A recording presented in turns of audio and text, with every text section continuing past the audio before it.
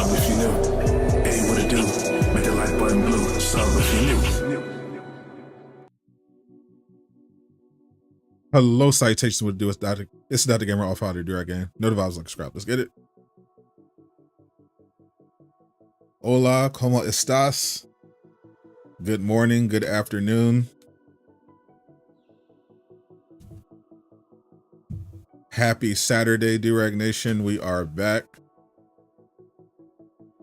We got a little D23.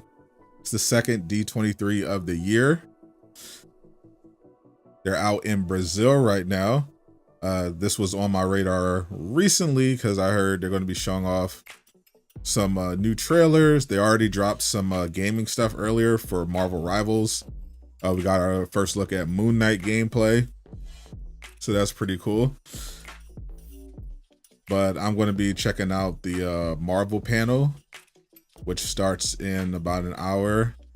I'll watch some of the Moon Knight stuff while I wait as well. What's up, chat? What's up, Gabe? I see Old Man Eastwood. Batman needs a delete button. Agreed. What's up, everybody? What's up, Fabian? What's up, Monkey D. Luffy?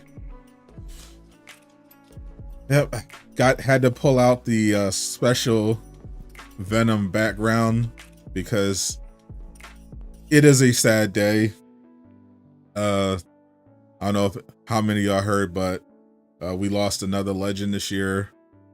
The great Tony Todd, absolute GOAT in the horror community, became famous recently, more famous than he already was recently, for playing Venom in Marvel's Spider-Man 2.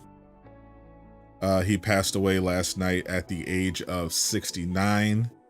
Very, very tragic. Really, really surprising. Caught everybody off guard. So thoughts and of course prayers to the family. What a year. What a year. I was trying to get him on the podcast because I remember he did a friend of the channel, Deeper Depths. Tony was always he was such a good follow on Twitter. Like he would follow pretty much anyone who supported him. Every time I go on Twitter, I guarantee get notifications from Tony Todd, you know, sharing some music, sharing some nice comment a fan made. Such a nice guy. Loved his fans so much. It really sucks. He was such a cool guy.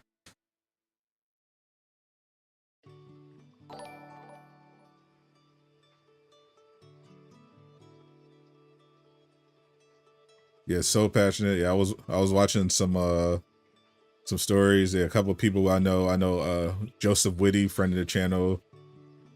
He got to meet Tony. Evan got to meet Tony a couple of times. Obviously, Insomniac is pretty broken up about the whole thing. Same with Najee Jeter.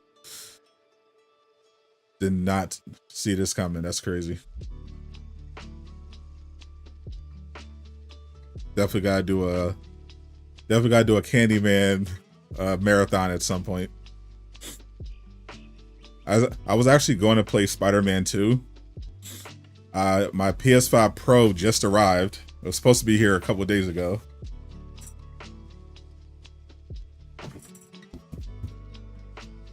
But PS5 Pro just finally got here. I was going to, because I'm at the Venom part of the story in my New Game Plus. So I was going to stream some Spider-Man 2, test it out on the new Pro, play around, you know, get to hear Tony Todd again. But that's going to have to wait because I'm doing a data transfer right now, and holy.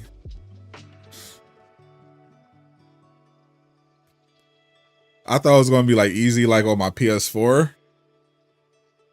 just to transfer the console data, because you can't even get the stuff that's on your SSD. So I was just gonna get the console data over, and it's taking 8 hours, bro. Literally, it's going to take 8 hours to get this transfer.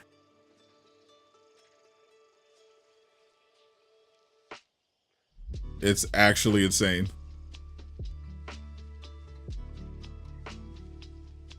Literally going to take literally going to be all day.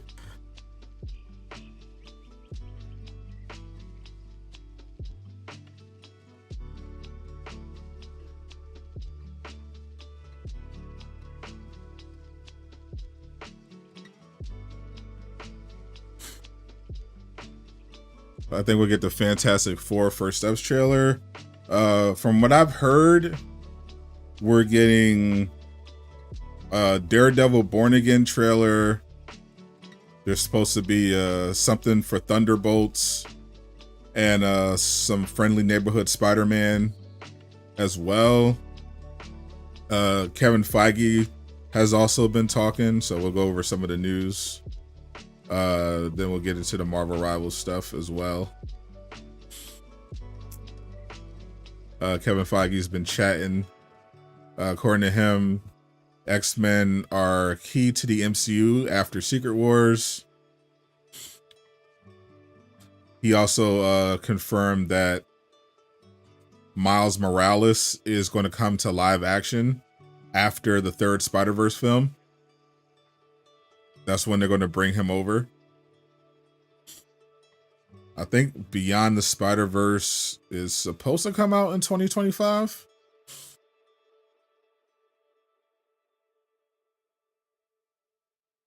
So maybe Miles pops up in Spider-Man 4, the Tom Holland one. Maybe as a cameo or a little introduction, because that starts filming sometime, I think, next summer.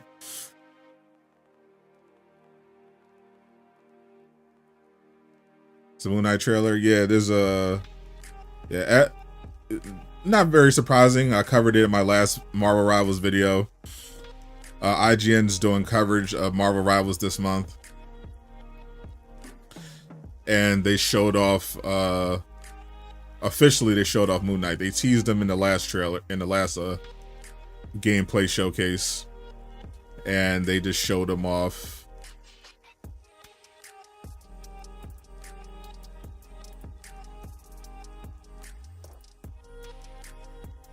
I think they even have a match too.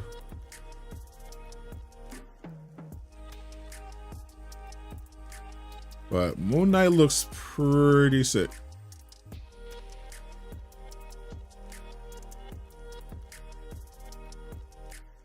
I didn't get to finish the video, so I'm gonna react to it.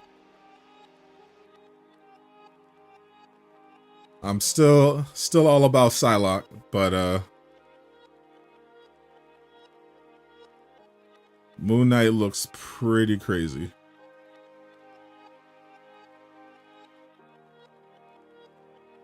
I know a lot of Moon Knight fans out there.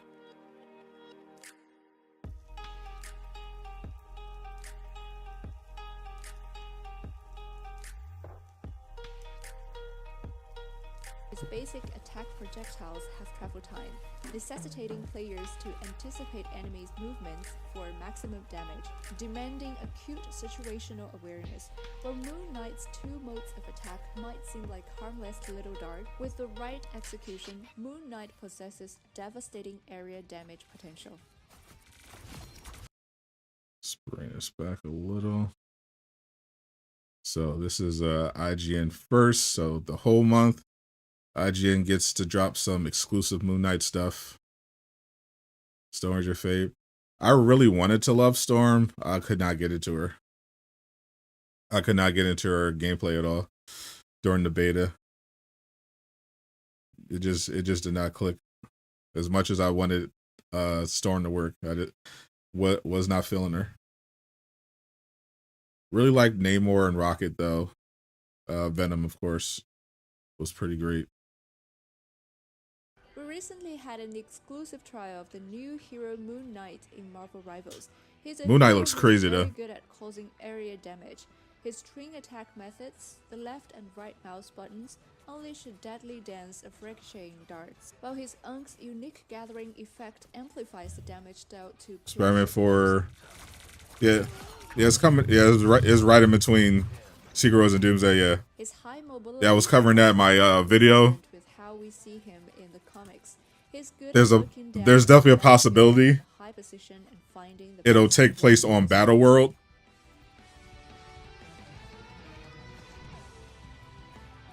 Because Spider-Man is supposed to appear in Doomsday.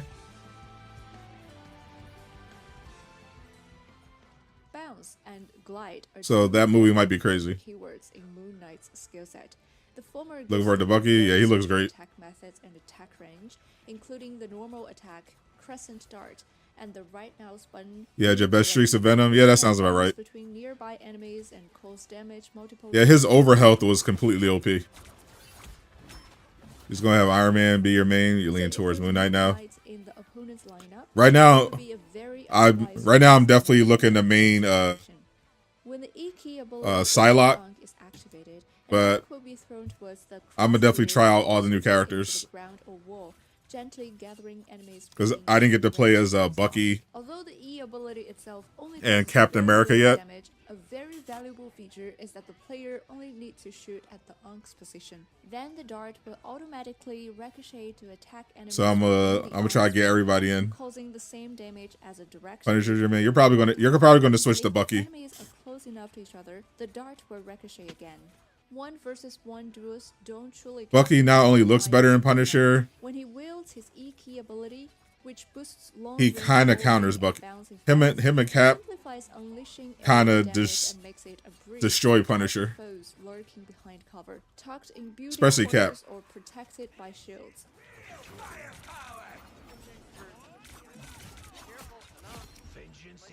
Wolverine being your main.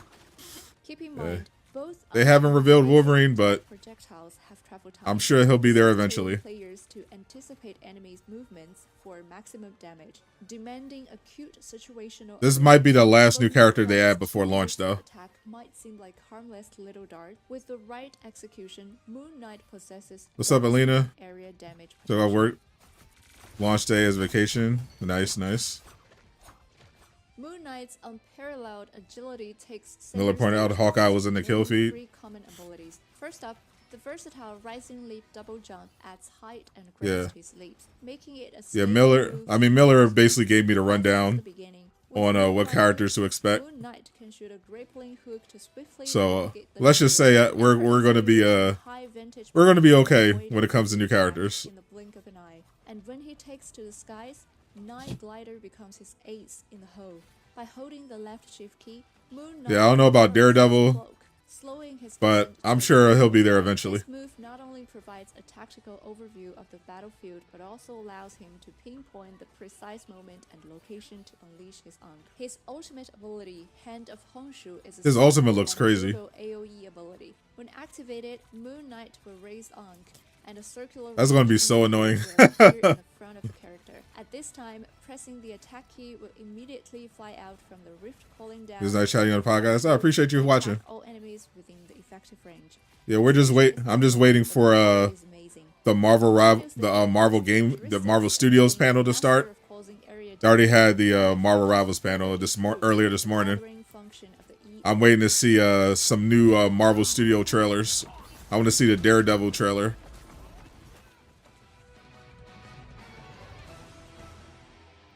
I think that starts at like 2:30. High ground is crucial for Moon Knight. His perspective from above acting as a tactical advantage to orchestrate. The craziest thing about Moon Knight, from what I've seen so far, is his mobility. Place an Ankh or retreat to reassess the fray.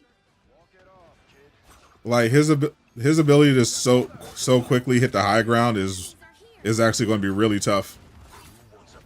Like not only can he instantly get to the high ground,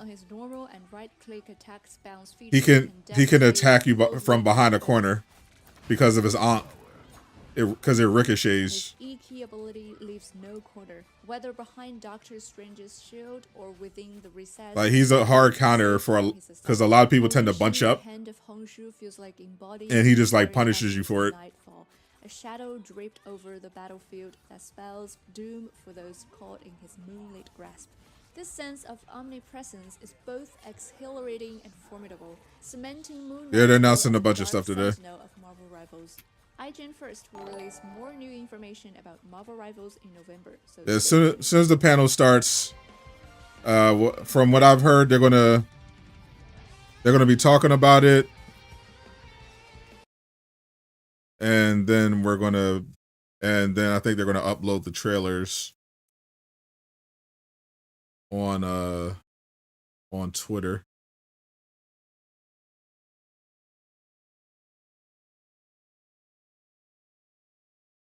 I know Kevin Feige was out earlier. He was talking. He was in the attraction section,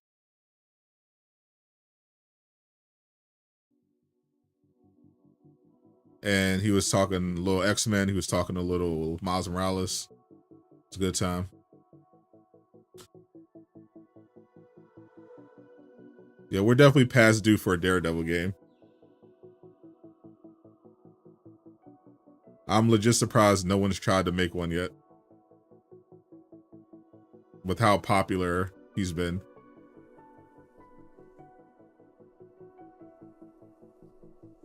Same with Green Arrow. Like it's crazy how much WB has been slacking on their DC stuff.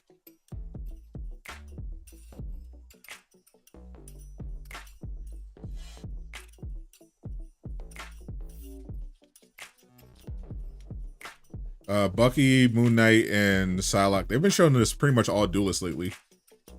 With the exception of Captain America, Psylocke, Winter Soldier, and Moon Knight are all duelists.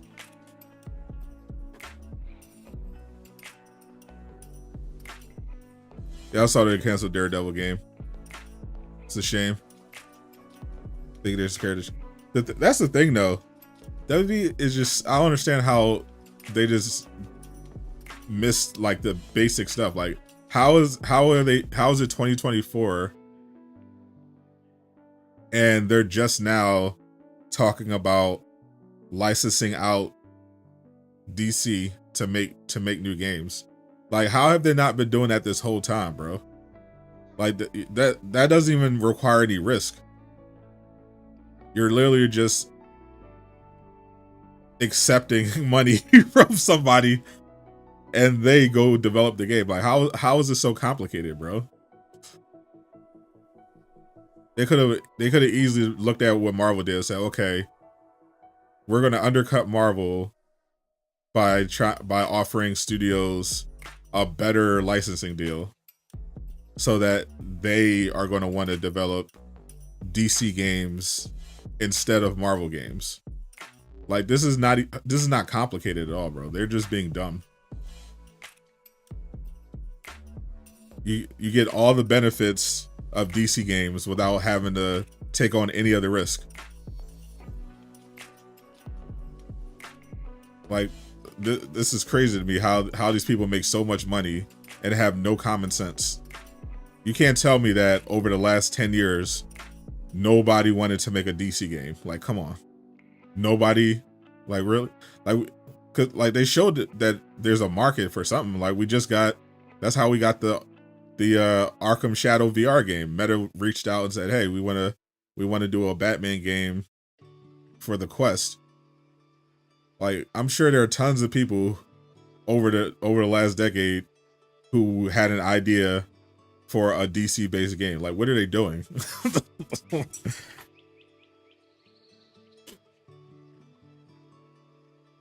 Yeah, from what I heard, we're definitely getting Daredevil Born Again today. I've been avoiding watching the leaked version of the trailer. I want to watch the full, fresh HD trailer.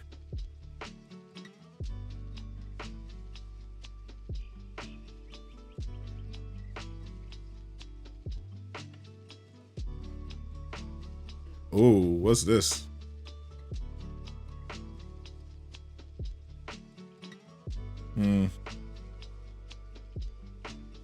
I'm really getting tired of Batman. There's currently a rumor going around that they're going to do a remake of Arkham Asylum. I don't know about that one.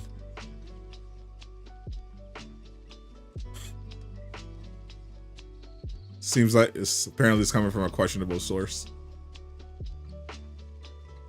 but it honestly would not surprise me.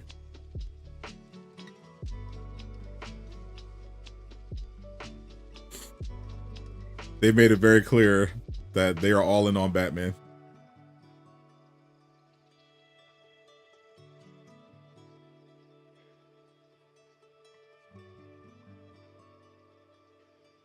Ooh, shout out to Miller. Some raw Moon Knight gameplay.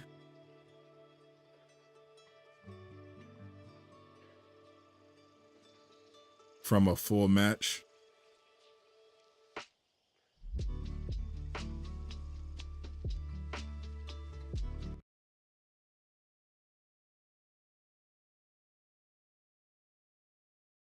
Ion turret, photon reaction chain gun.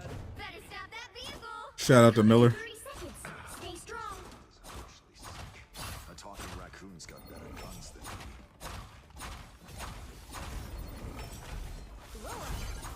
You need to stop that vehicle in its tracks. Yeah, this was from the D23 Marvel Rivals panel earlier in the morning.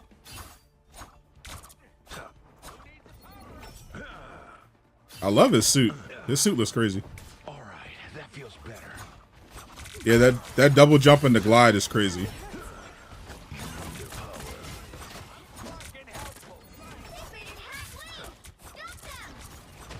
He gets crazy elevation.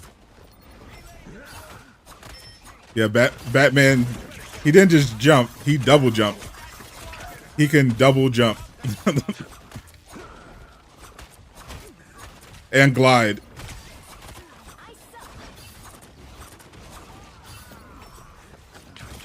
You might want to mess with Moon Knight, Eastwood, instead of all these gun characters.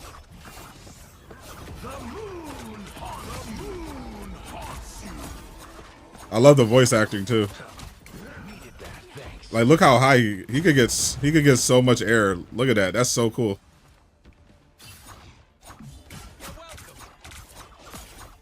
Like, and he like literally excels in crowd control. I'm not sure if the Fantastic Four is going to be there. I think they're still filming. No, actually, they shouldn't be though. They should be done by now, yeah. So maybe they'll be there. We are undefeatable.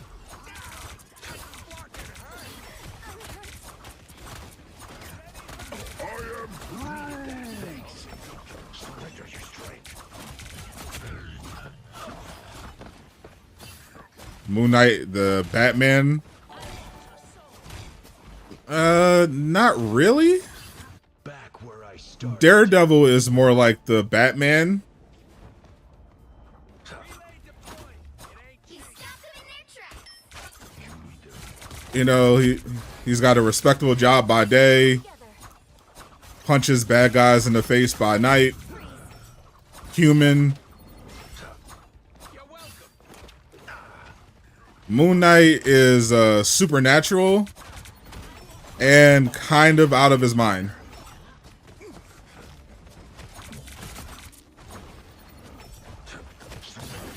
Like, he has a similar aesthetic, but oh my god, what the Jesus Christ, yo, Moon Knight is crazy.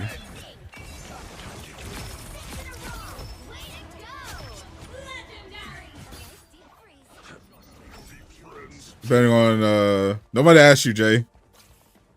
Mind your business.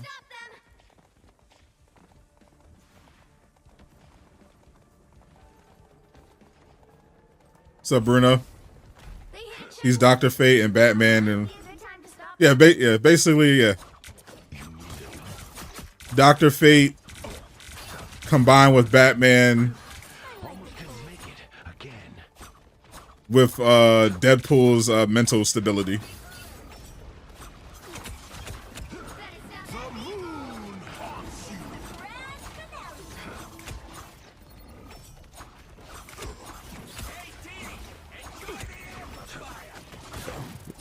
You gotta have those supernatural elements. Yeah, his art looks crazy.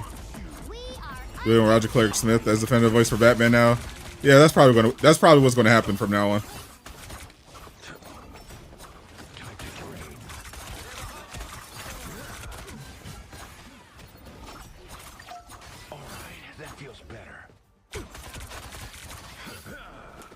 You know, watching Arcane. I watched the first episode.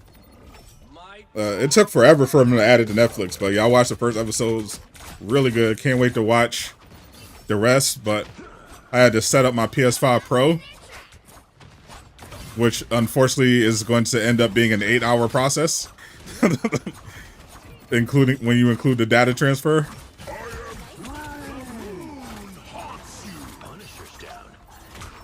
Is there anything game related today? This is the game related thing today.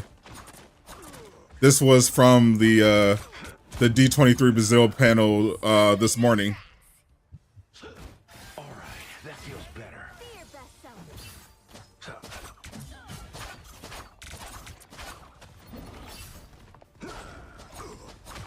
We're saying we'll take the Super Soldier Serum. Yeah, I think we might get something for Brave New World today as well, but yeah, I don't have a lot of faith in that movie. I think it's going to be just. I think it might be okay. Like they've done so many reshoots, I would hope is at least presentable. But yeah, I'm just not fond of Sam as Captain America. I'd rather him be Falcon.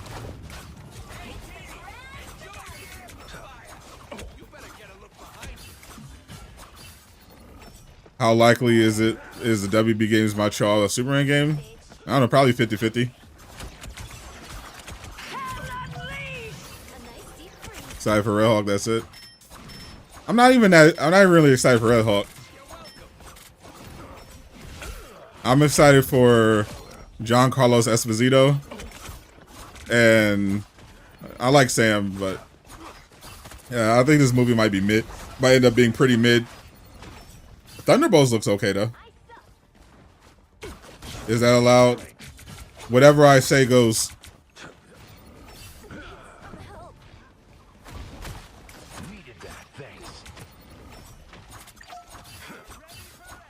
Yeah, after Secret Wars, I'm hoping that they just like reboot and just, you know, they're gonna bring. They said they're gonna bring in the X-Men. I think that's a great opportunity to do some recasting of like the main characters. You know, start fresh with the X by building it back up with the X-Men, which they weren't able to do the first time around because they didn't have the rights. I think was probably for the best.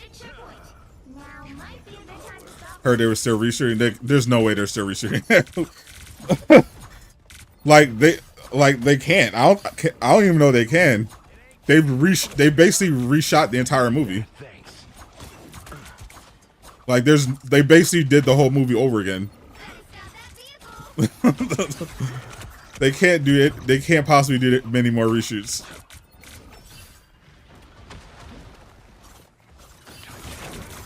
Am I excited for Squid Game Season 2? Not really.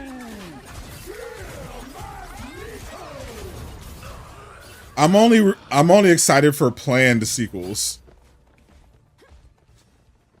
Like the original Squid Game was great, but you know it was something that this creator spent, you know, many years of his life building and working towards.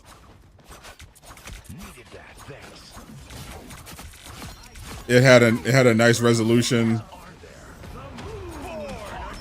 To me, it just seems like we're getting a season 2 because of how popular it was. and not because it was planned. So I'm expecting a drop in quality.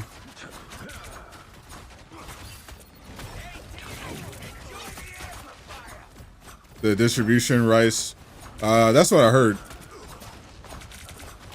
Did Tony Todd? Yeah, Tony Todd passed away last night. We are undefeatable. Very, very tragic. All right, Travis.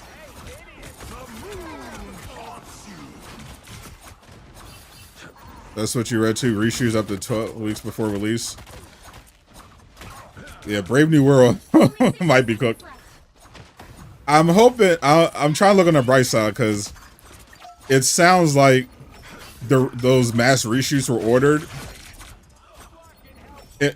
during the period where Marvel was like cleaning up stuff behind the scenes for quality control. So I'm thinking maybe they managed to salvage it.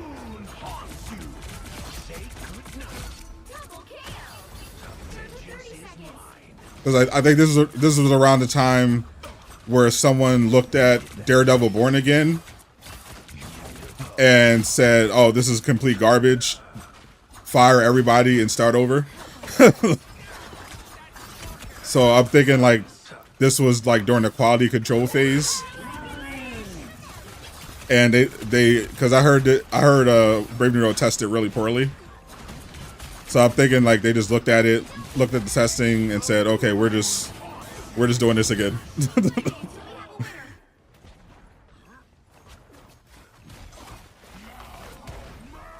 Everyone thought Agatha all along was going to be bad.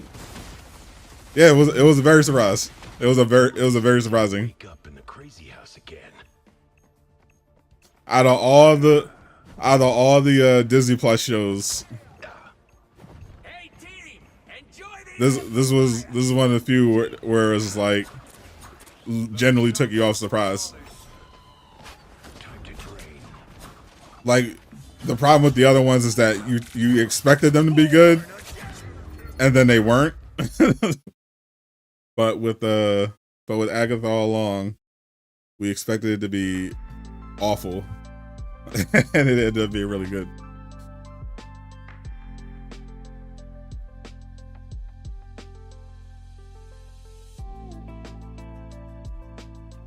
I thought Agatha was going to be a disaster. I was very pleasantly surprised.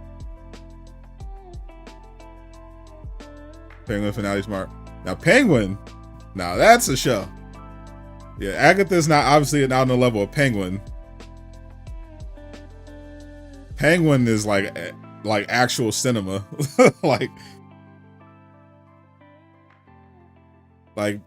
Penguin is like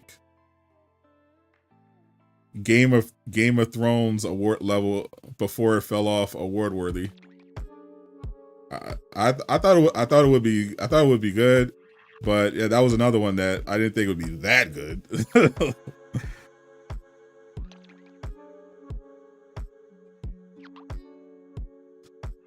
Is Marvel Rivals similar to Fortnite? Not at all.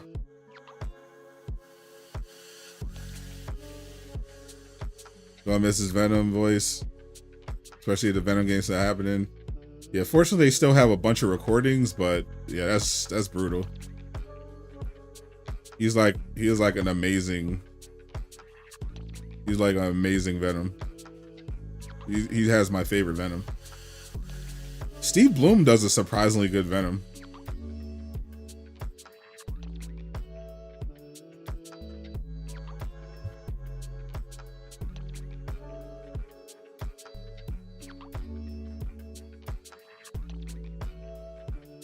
I mean, from what I've heard, from my understanding, if there is a Venom game, they're making it from all the leftover content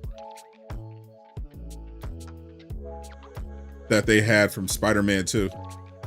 Like I covered this in a video a while ago, but I think they said that they only ended up using like 10% of Tony Todd's voice work for Venom.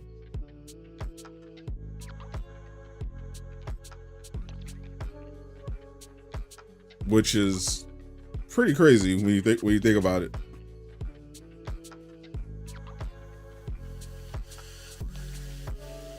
So I imagine they probably have enough voice lines for whatever they need for the game. They'll probably have a different voice actor for whoever the host is going to be.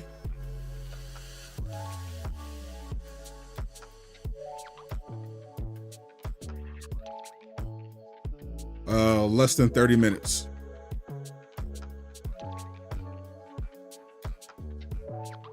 Califerro's makeup is great. Bro, you honestly always forget it's Colin Farrell. Like, that's a crazy transformation. Like, that has to win some awards. He's like a completely different person. Genuinely, his performance is insane. And I know it's like hard. Like, he's probably in that makeup chair for like 5-6 hours a day. Like, complete transformation. That's definitely one of the better ones I've ever seen in a show or a movie.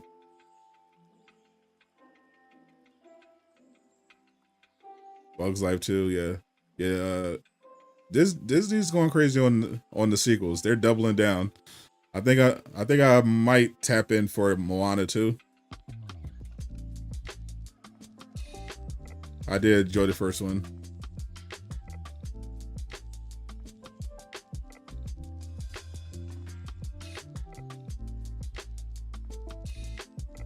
Any Fortnite news? Probably. I don't really cover Fortnite. Only made Fortnite content this year because of all the Marvel stuff, but I lost interest pretty quickly.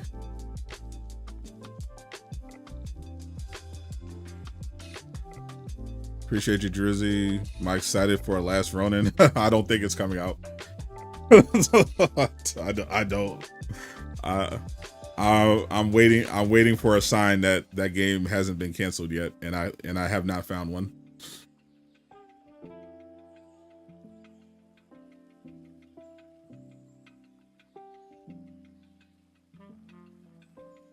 I was really looking forward to it, but yeah, I've not heard an ounce of good news about the Ninja Turtle Last Ronin game.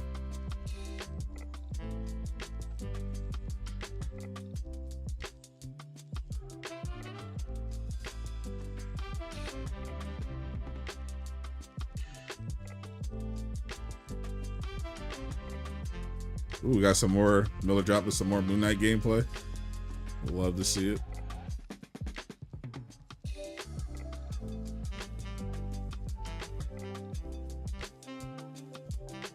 There's your favorite. He's your favorite character ever. He's a great one.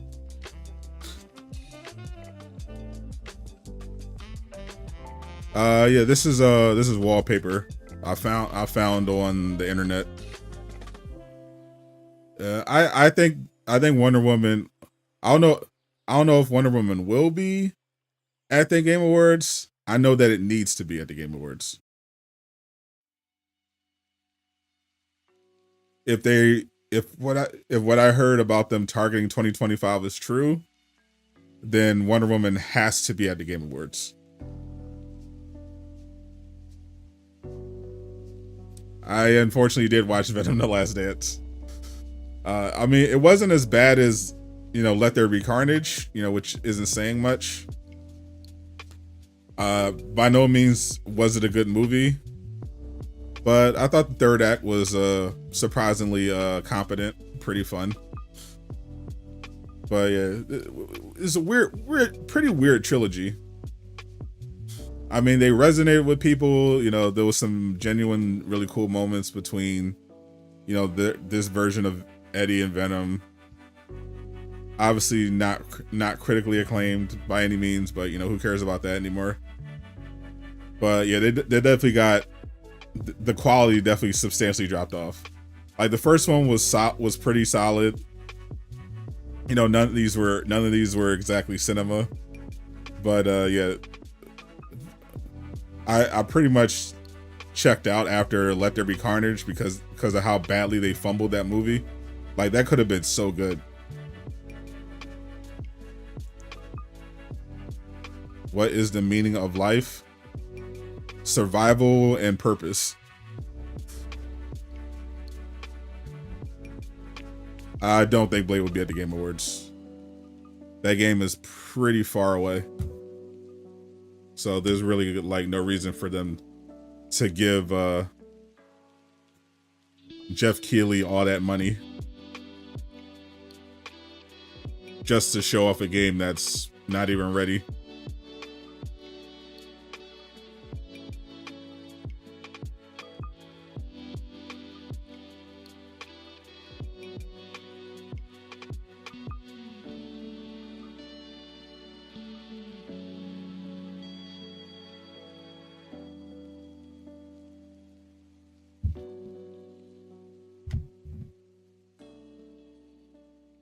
Toxin was a lot was wasted. I'm sure they're setting something else up. I know there's supposed to be a Sinister Six movie, which oh man, yeah, they still got Kraven the Hunter coming out. They're committed to keep making these movies. I'm just hoping some of them end up being good. No, I haven't played Subnautica. Not really my kind of game.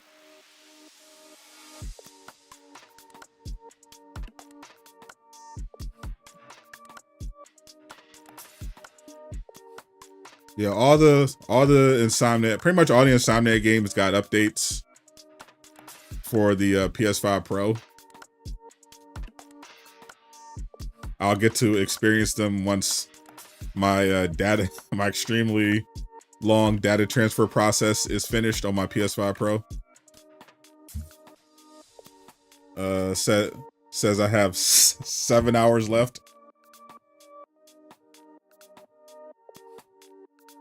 7 hours until my PS5 Pro data is successfully transferred.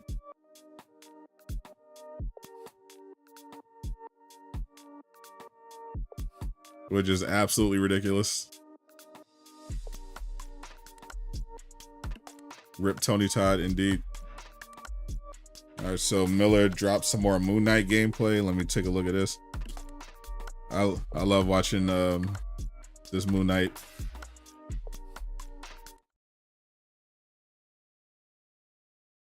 I'm still all in on Psylocke. But I'm definitely going to be playing a little more Moon Knight.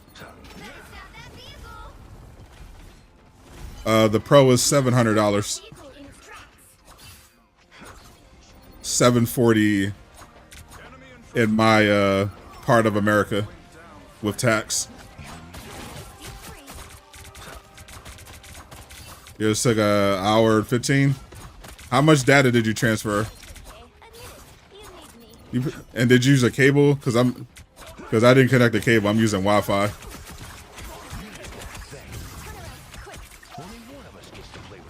Yeah, there's a bunch of Psylocke gameplay.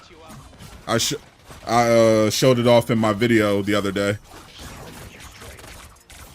IGN profiled her first. And now they're doing Moon Knight.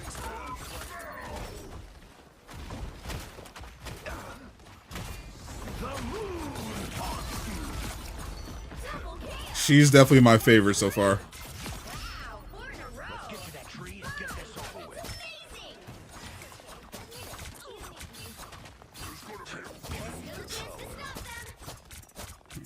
They use a cable. Yeah, I didn't use a cable, so yeah, mine's taking forever. We are undefeatable. Yeah, Psylocke was always one of my favorites. I was hoping she would come to Marvel Rivals, and I'm not disappointed. I can't wait to see her cosmetics.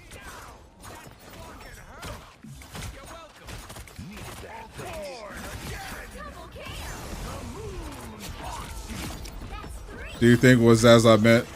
DC, particularly, he said Batman to focus. Yeah, that's what he said. He said there's going to be Batman. He said they're going to be focusing on DC games, and they're going to be also focusing on Batman.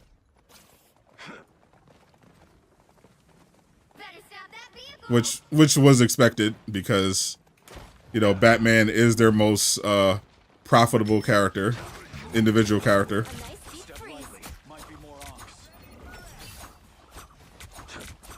But they still have Wonder Woman in development. They still have The Wolf Among Us 2 in development.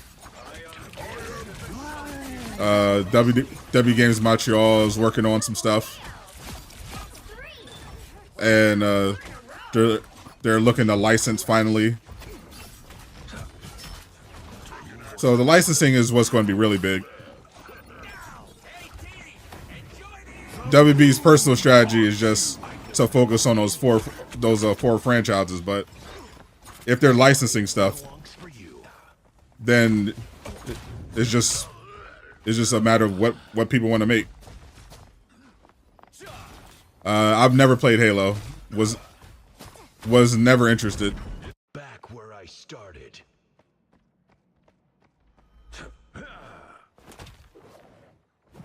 You stop them in their tracks. Step lightly. Might be more honest. I played the mid-season update of Suicide Squad, and then I went right back to playing Dragon Age: The Veilguard.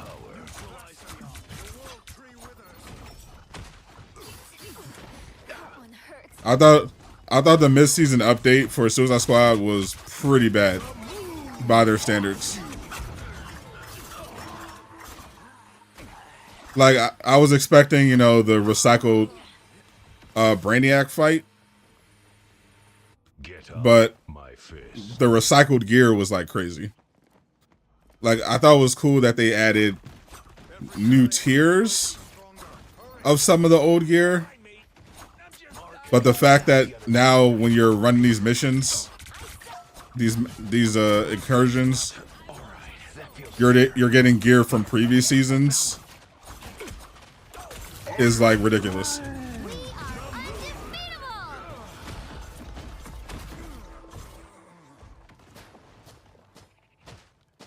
Just waiting for Deathstroke, same. Still not. The tree's dead ahead. Don't stop now.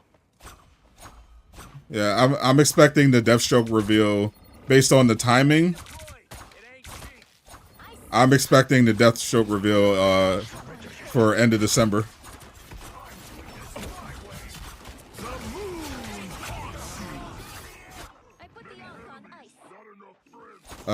Nothing's changed from what I've heard. Injustice 3 is still supposed to be the next game after MK1. Haven't heard anything otherwise. Especially when you could go back to old seasons. Yeah, like that was the whole point. Like you have these individual Earths. There's no FOMO, so you could always just go back and farm the previous gear. So why are you just putting? Why you're just making that redundant? Now you're just putting all the gear on this new season. So now, like, do they think I'm just gonna play extra? Because now the player pool, now the gear pool is just trash. Like there's so little new gear, and now when I'm farming, I'm getting a bunch of old stuff. Like that's lame. I'm not playing through that. Especially since most of the new gear I saw isn't even that good. Like I do not like the Riddler stuff. I am the light in the darkness. Yeah, I thought this was probably their worst update. There's still a chance to stop them. When the Venom game so badly. Proper Punisher game, eh. Yeah, Travis is big on Punisher. I'm not so. Yeah, Moon Knight's holy. Moon Knight Moon Knight does crazy damage. No FOMO was the reason you're excited about the game. Yeah, it turns out FOMO isn't a problem when you don't care about the content. Rip Tony Todd, indeed. Back where I started. I don't think anyone cares how many Marvel games are coming out every year, because the Marvel games that come out tend to be very different and catering to different audiences. You know, this year we're getting Marvel Rivals, competitive hero shooter, and then they also revealed a new mobile RPG, strategy top-down mobile RPG, and then next year you're getting Rise of Hydra, you know, story-driven, classic Naughty Dog style action adventure game. Like, there's always like an interesting variety. You know, going back, you had the Spider-Man, Insomniac Spider-Man games, which, you know, scratched that Arkham itch. But then you had like Midnight Suns and Guardians of the Galaxy.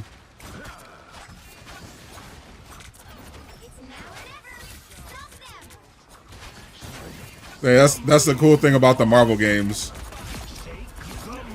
They're catering to different people.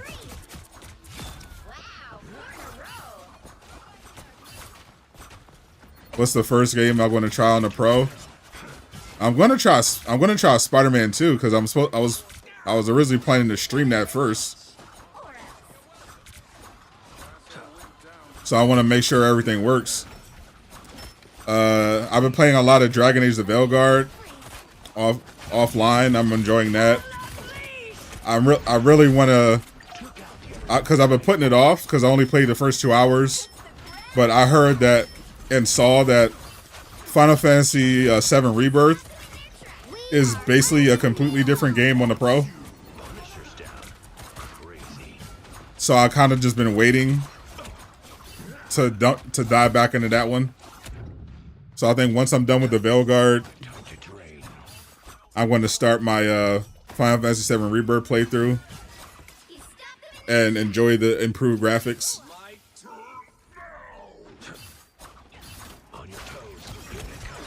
Like, we got 7 minutes until the panel starts.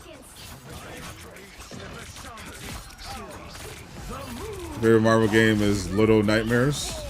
Favorite game is Little Nightmares. Rise of Hydra is what you're looking forward to. Yeah, I think that one's gonna be cool. What's up, JR? Welcome. Get up, my fist. You said Final Fantasy VII Rebirth is not advanced. Then why did I see Final Fantasy VII Rebirth advanced at the State of Play and with the hands-on reviews?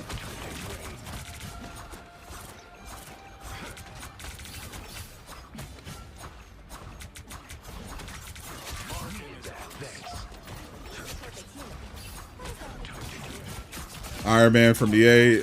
That might be at the Game Awards too.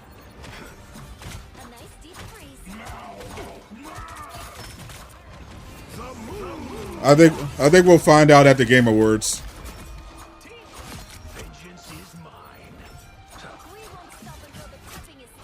Because we know Rise of Hydra is targeting 2025. There's a rumor that Wolverine might try to hit 2025. But I'm skeptical on that one personally. Shout out to Miller, great video. Love seeing the Moon Knight gameplay.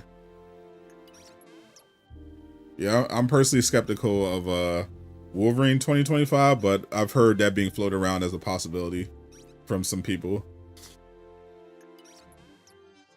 And then Iron Man from EA is like a big mystery, because it's been in development for a while. But we haven't even gotten one trailer for it yet. So they could just do like a big surprise reveal, kind of like Indiana Jones did, and just say, hey, here's some gameplay, and we're targeting 2025. I wouldn't be surprised if that happened.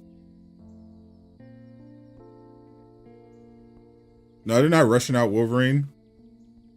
Originally, from what I heard, they were originally trying to get it out by 2024. But yeah, but they realistically were going to have to push into 2025. And then the hacks put them completely behind schedule on a lot of stuff. So that might have pushed it towards to the end or out of 2025 entirely. But they're definitely not rushing it out. From what I've heard, they're pretty far along in the development process. And they're very much trying not to rush anything.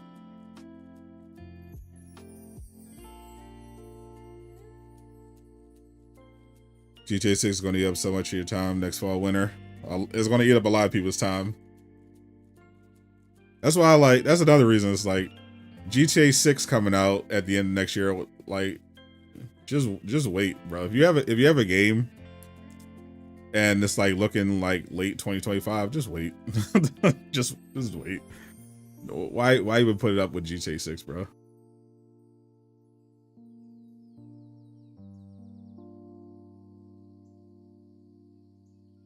Just push that into early 2026 if you can. Especially in the case of Insomniac, like we know they dealt with the hack. We know they had problems getting Spider-Man 2 out and had to rush a bunch of stuff. So if I were them, like, if the extra time is available, just take the extra time. Like, if you can get Wolverine out by 2025, sure, but do you need to? No.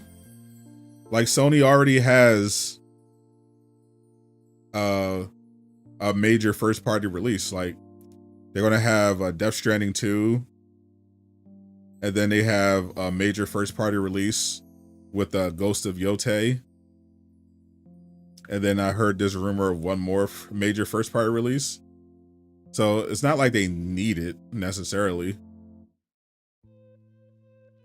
Like, if it's not ready, or if it could be more polished, just wait.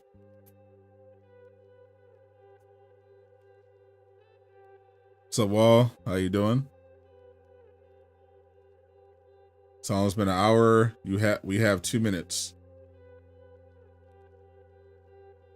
Yep, Tony Todd the GOAT. Gone but not forgotten.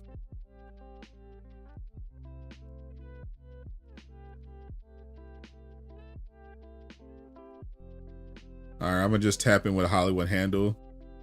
It's their live tweeting from the panel. Wonka 2 is in the works. I haven't seen Wonka 1. We got an official look at Toy Story 5. Well, let me see this.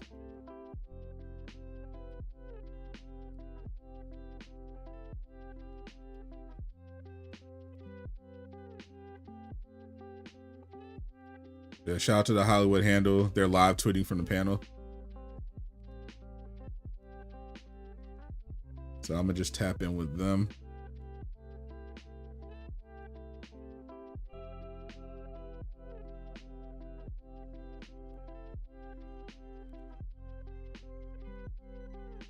I'm a sucker for Toy Story. It's crazy we're up to 5, but yeah. Anytime it's Toy Story, I'll check it out.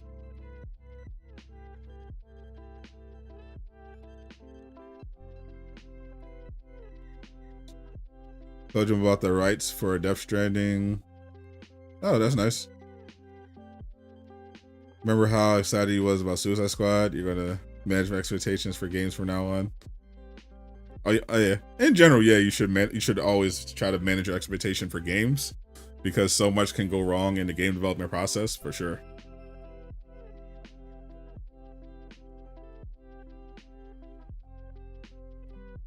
Well, particularly for live service games.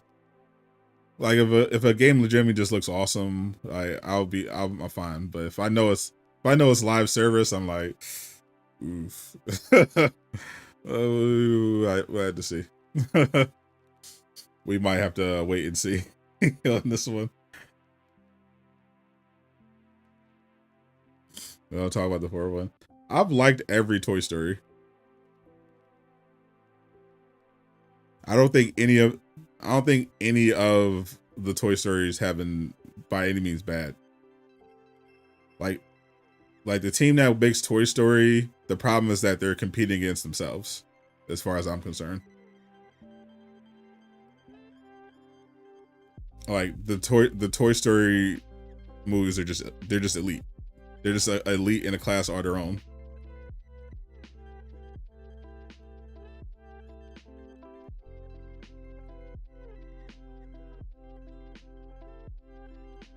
Most people were mad because they killed Batman. But Suicide Squad? It wasn't even really a reason to be mad because it was obvious they weren't really dead. I mean, at least if you played the game, like it was obvious. Oh yeah, they're not actually dead. What do you think, Friendly Neighbor Spider-Man? I'm trying to see more. I want to keep an open mind because the footage. I'm not gonna lie, the footage I saw for the Friendly Neighborhood Spider-Man looks kind of terrible. I don't know. Maybe I'm an animation snob. I do watch a lot of high quality animated content, but I don't know, I thought Friendly Neighborhood Spider-Man looked terrible visually. I thought art style was fine. I thought their 3D modeling, the motion, I thought it looked horrible. It looked bad. Like people throw this out all the time, but it definitely looked like a PS3 era cinematic. Like it was very stop motion-y. Yeah, I just didn't like the look of it.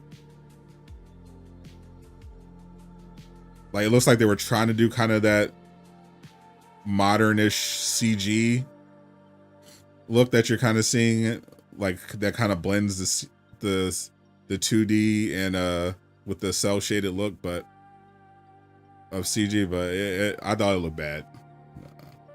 I'm gonna watch a little more, see if it just looks better. But I don't know. When it comes to animation, if your animation is bad, it's going to be really hard for me to pay attention to the show. Like you have to have some really cool art direction, or like a amazing story and characters and acting to compensate. But if the if the animation is bad, it's an uphill battle, bro. I'm sorry. And Friendly Neighborhood Spider-Man, it's gonna be hard for that to win me over. I'm not gonna lie. I was very disappointed by what I saw so far. It has begun. All right.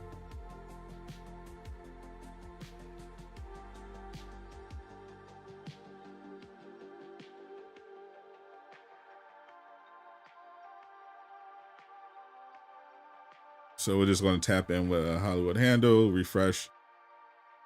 And then I think Marvel's going to update us with the trailers on the official channels. That's what's happened so far. IGN had the footage for the D23 Marvel Rivals panel. They uploaded that to YouTube, so that we should be okay.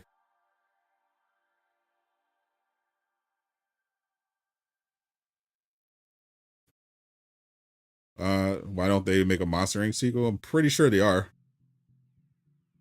Pretty sure I saw something Monster Inc. related. Love these Spider-Man projects. Honestly, I wish they did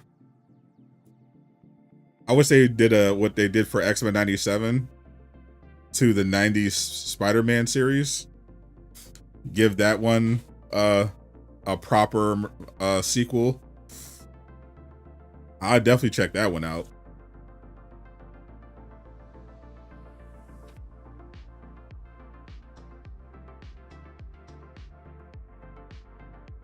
That's a Spider-Man cartoon that I'll definitely check out if they want to do something like that. Like the story of the Cape Crusader. Yeah, I watched the first episode. It was okay. I haven't gone back to it yet.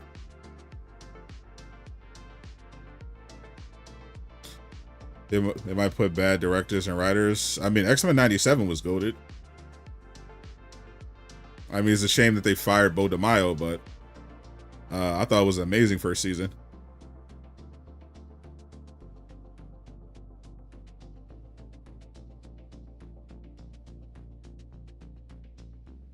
Please enjoy your weekend. Enjoy your weekend.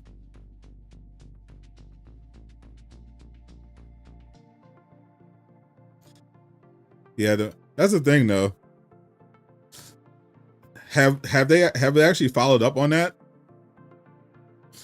Like, I remember Bo called them out, said they were lying on him, and Disney was extremely vague with what they said he did. Probably definitely on purpose to avoid legal liability, because they're getting sued right now by the chick that was on The Mandalorian, Gina Carano, because of what they said about her when they fired her. So I think they were trying to be really careful, because we haven't seen like any evidence that he actually did anything, and like no one is talking.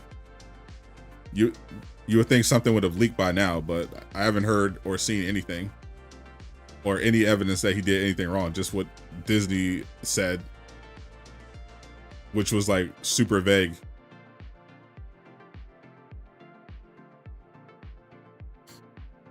Nothing about Fortnite.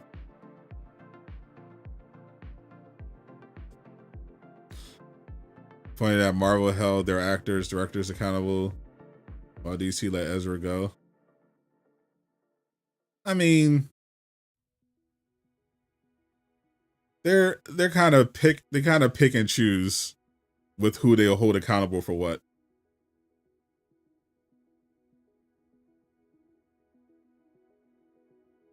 Over at Disney, like they don't really care, morally speaking.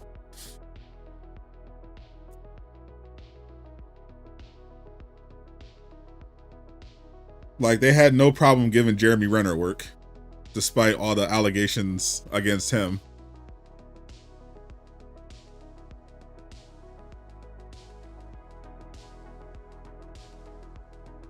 But yeah, Jonathan Majors, they're like, oh no, you gotta go.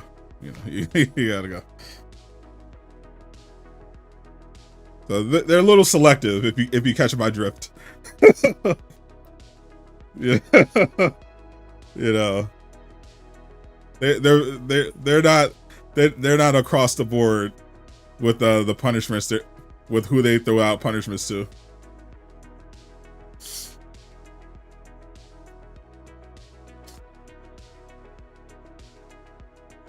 What did Hawkeye do? Hawkeye had some domestic allegations. He had, from what I remember, he has some domestic bopping allegations.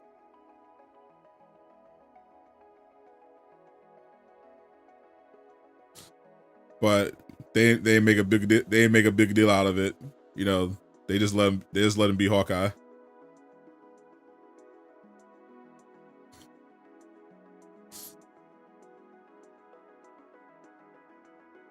When do you think this Disney Fortnite experience? I have no idea.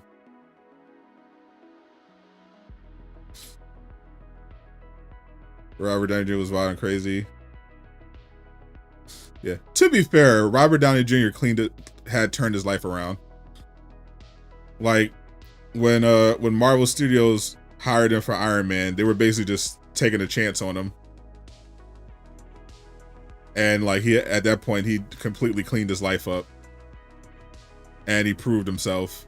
And then when Disney bought Marvel, it was a no-brainer to bring him over because he was an established superstar and he was on his best behavior. So that makes sense.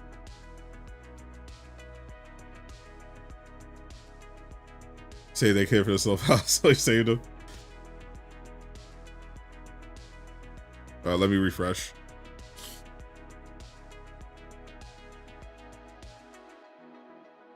All right, Lucasfilm is up first with Star Wars. So I'm guessing this is going to be a little Mandalorian and Grogu movie. Maybe a little Andor season 2. Maybe something about the Rey trilogy. Robert did King Dirty. Yeah, I think it was easier to get rid of Jonathan Majors. The real reason I think is because the Kang, most of the Phase 4 stuff just wasn't working. Like the Disney Plus shows weren't working. Ant-Man 3 was a disaster. And, the Kang was not shaping up to be like a Thanos level draw. So there's kind of like, I think they're kind of relieved that he got into an altercation because they had an excuse to get rid of him.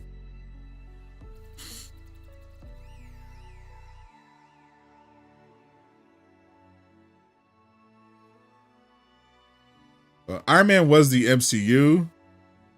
It just wasn't Disney Marvel yet. Like that, the Iron Man, all those movies were intentionally made to start the Marvel Cinematic Universe. That was the appeal of them. But yeah, Disney, swooped in at the perfect time to make that acquisition. Kang got beat up by Ant-Man. He did. Barehanded, like that, and he got beat up by ants. Suit makes you a better Spider-Man. You're not really get Doom. You're gonna get Robert Downey Jr.'s Doom. People forget also. I guess maybe you didn't see Oppenheimer. Robert Downey Jr. is like an actual great actor. like he doesn't just play Robert Downey Jr. Like he's a legit top tier actor. If they need him to play Doom in a way that's different from his MCU Tony, he'll just do it. Like it's not like it's hard for him. We're going to recognize him, we're used to seeing him as Tony, but he can easily play it a different way. Like he's really talented.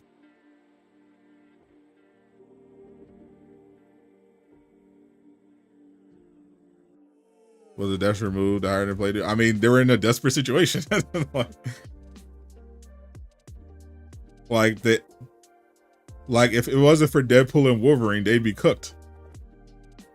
They were like, okay, well, clearly what we've been doing through Phase 4 isn't working. Phase 5, not a great start. So they decided that they're going to make some big changes. So, they're going to, let Ryan Reynolds cook. They made a bunch of changes behind the scenes to different projects. And, they have some big plans after Secret Wars, but leading up to that, yeah, bring in a bunch of familiar established faces, get the hype going, and then transition into a new phase of the MCU, focus more on the X-Men. Like, it makes perfect sense as a strategy.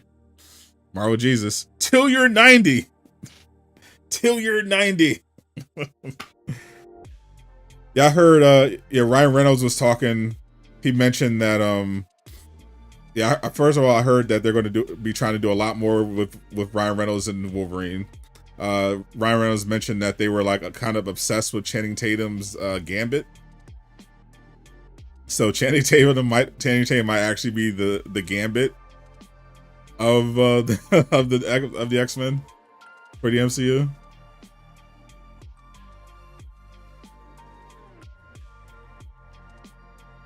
I think the issues they have is 3-4 years that had done nothing to actually move the needle. Yeah, that's another issue.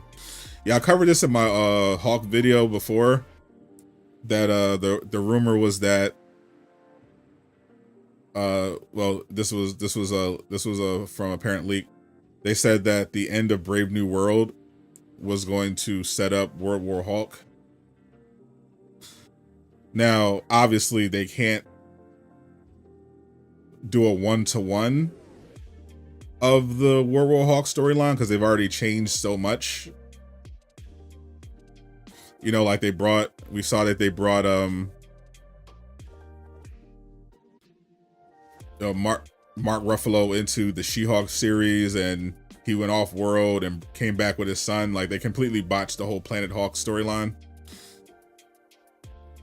I heard that they're going to bring in Amadeus Cho in Brave New World. So I don't know how the movie's going to look, but they are supposedly doing like some serious Hulk stuff going forward. But they're definitely going to have to make some changes from the comic storyline. But I hope they completely change how Scar looks and give us just one movie where Hulk is just going crazy. Yeah, I don't like Smart Hulk. I don't like the dabbing. I just don't like Mark Ruffalo's portrayal. Like I just haven't liked it. And I think a big part of it is, the writing and everything, but I'm just not a fan. I thought Ed Norton's was really good. I thought he did a great job. He also, was a creative who, had integrity, pushed for stuff behind the scenes. And I think they went with Ruffalo because he was just going to roll over and do whatever they told him. And I just don't like it.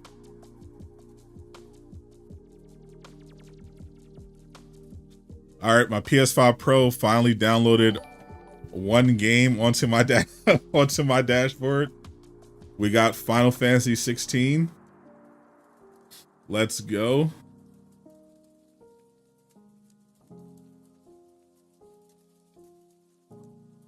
Been doing this transfer since noon.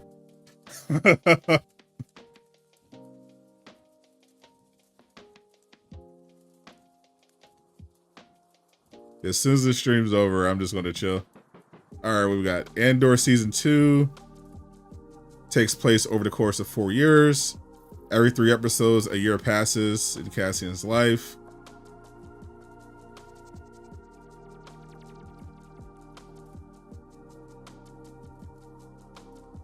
Very, very cool.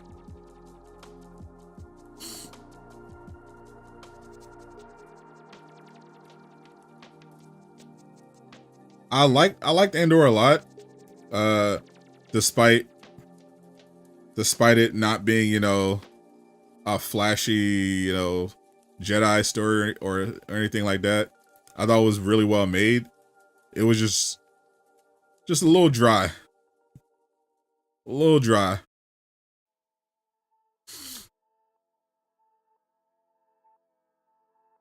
The style of it was like a little slow burn.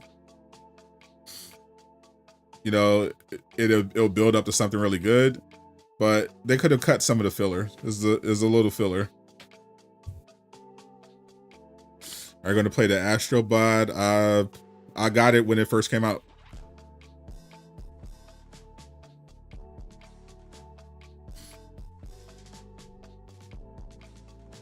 Hope Ahsoka Season 2 has more flashbacks. I don't even think I'm going to watch Ahsoka Season 2, honestly. I'm probably going to skip it. Unless I hear a lot of reliable people say it's really good. I'm kind of out on Disney Star Wars. I'll check out the I'll check out some animated stuff if they do any more. I'll probably watch the Mandalorian and Grogu movie, but yeah, the Disney Star Wars stuff has just been really bad. I'm just not interested. Are you going to play it on stream? I am not. You watch the episodes Anakin's in? Yeah, you know that's coming. They honestly might just do a live action Clone Wars series. Like, what are we doing? They might as well. Ahsoka better than the Acolyte?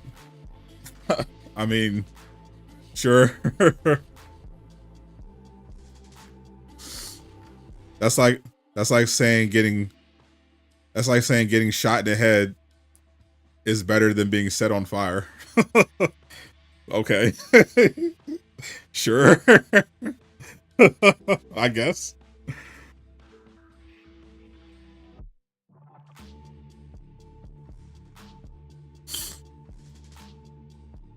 Whose idea was it, the green light up to 10 to 12? I would love to know. Did I like Acolyte all along? Yeah, it was really good.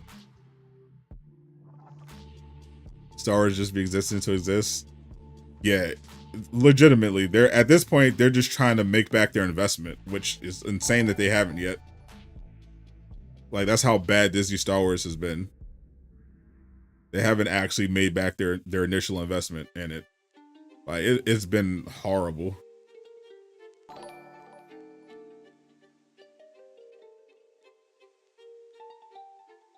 Captain Marvel 2. You mean the Marvels? They didn't want to market it as a Captain Marvel 2, which was probably a mistake. But I mean, that movie didn't really have much of a chance. Yeah, Rogue One was solid, mostly the ending.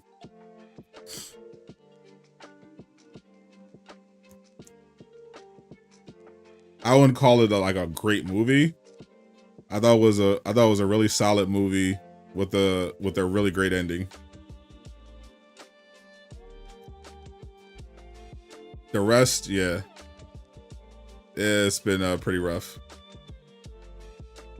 Agatha looked weak. Agatha conceptually sounded like completely stupid. Like, you're making an entire show out of Agatha Harkness because of a meme from WandaVision.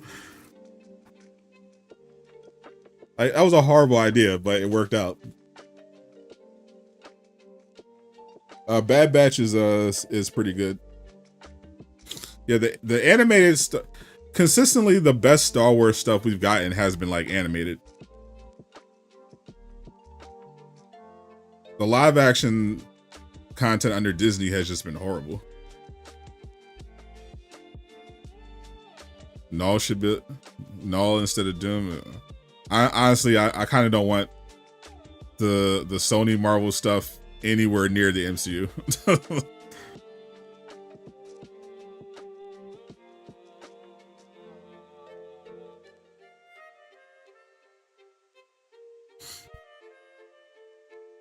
I'd much rather let. First of all, Doctor Doom is just an objectively better villain than Null, and I would much rather trust Robert Downey Jr. to cook up on Doctor Doom than trust any of this Sony Marvelverse slop. just keep it a bean. What's up, Captain? The last Avenger standing. Nope, Marvel didn't go yet. Star Wars started off first.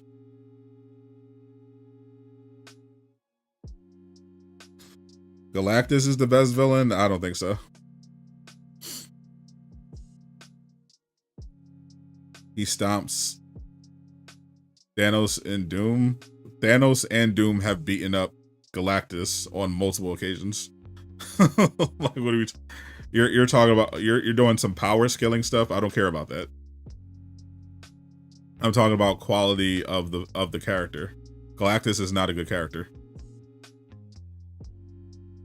He's a plot device. Doctor Doom is a great character. probably the best Marvel villain. Magneto is a great villain. Venom is a great villain. Galactus is not a good villain. It's not a good villain.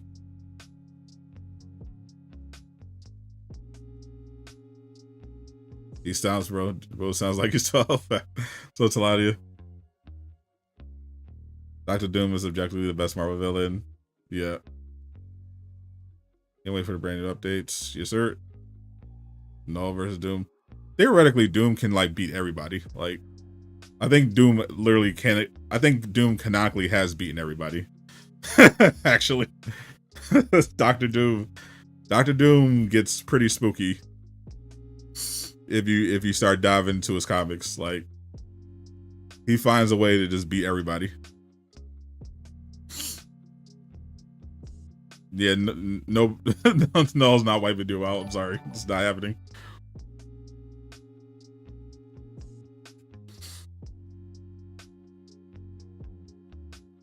Lucasfilm needs a miracle. Appreciate you, Taladia. Big fan of Apocalypse. Cast the Rock. The hierarchy of power in the Marvel Cinematic Universe is about to change. Imagine.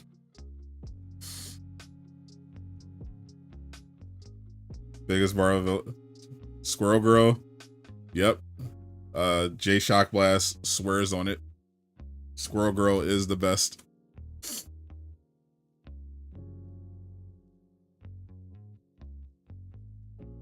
Yeah, I can't believe how badly Black Adam failed. All those years of fan casting The Rock as Black Adam, and then we finally get it. Oof.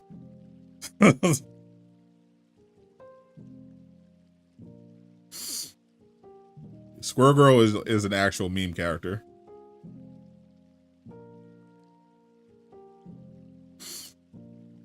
I don't know what they...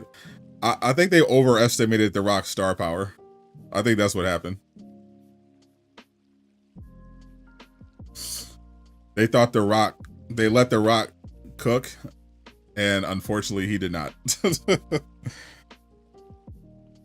I think they let him get away with too much, and they should have focused on getting a more quality script. The difficult thing about working with The Rock, you know, I'm a big fan, love The Rock. You know, got my photo of me and him by my side at all times. But he puts all this stuff in his contract because he's very conscious of his brand, and I think that got in the way with in the way of the movie, because Black Adam's not a hero.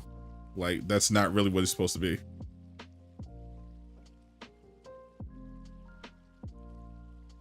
And I think it was very clear in that movie that he was trying to be like a superhero, and it just wasn't it. Your Wild says it hates you, doesn't like being empty.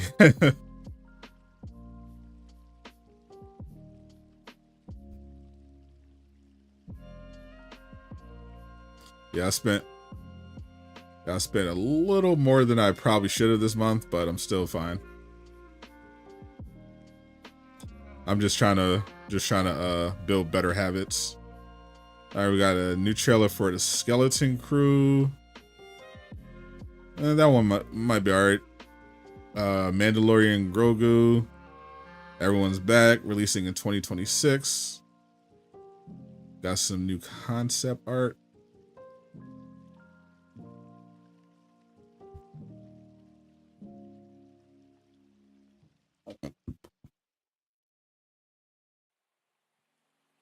Yeah, Black Adam's at his best as like an antagonist. See what they should have done, or this would have been cool, is if they had Black Adam as pop up as Shazam's villain, but have like a crossover with Henry Cavill's Superman.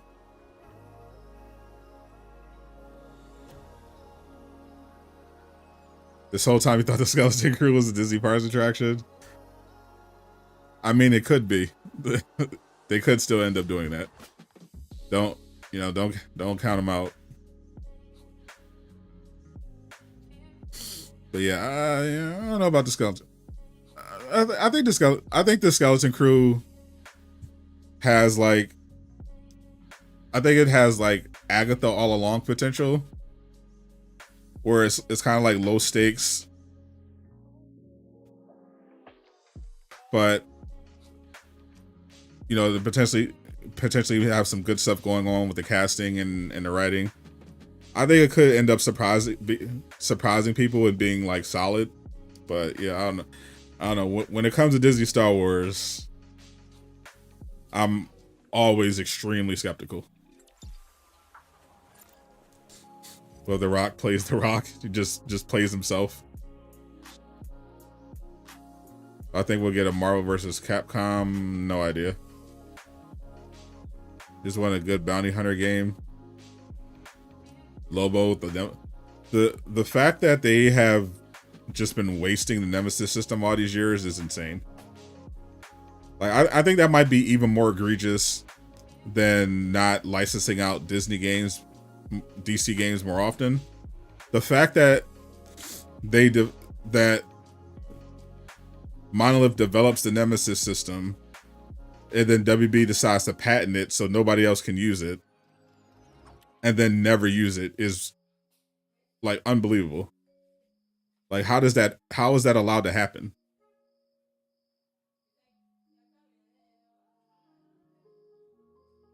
Like you have this really cool feature, you have this really cool system, and it's been used in 2 games. Like it's been almost a decade since Monolith's last game. They could have been making so much money letting other people use the Nemesis system. Like this is crazy. Like how do they? You have these execs making like millions of dollars, and they just do the stupidest stuff. Like it makes no sense. They're just literally leaving money on the table.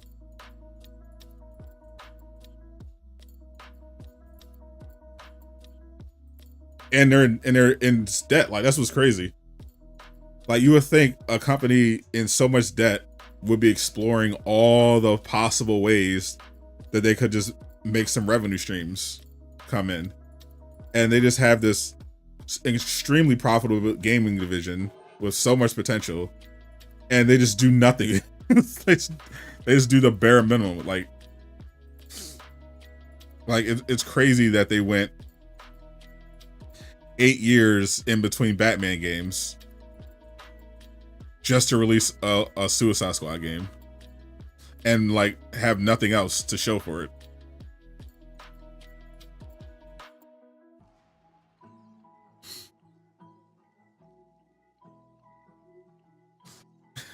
It's unbelievable. I don't understand how these people are getting these positions besides nepotism and connections. Like it's crazy. Like no one, there's no oversight. Like who's in these meetings like making these decisions? I think we're getting a super. I think Zaslav personally greenlit the Superman game because he was talking about it in that other earnings call. At least he has some level of common sense where he's like, hey, wait a minute, we own all this stuff. Why don't we use it? like why are we? I think he didn't even know they had a game division until Hogwarts Legacy sold 30 million copies, and he's like, huh? We have a video game division? Oh, what's this? Wow, people really like video games. Wait a minute, you're telling me we have a video game division? We own all of these IPs? Why aren't we making more games? Like it's crazy. Like no one else. He's the only one that were like, wait a minute. We have some here. People like video games. People like video games based on popular characters. We have a video game division, and we own a lot of popular characters. Maybe we should do something. Like this is wild to watch. Like listening to some of those earnings calls, it just blows my mind.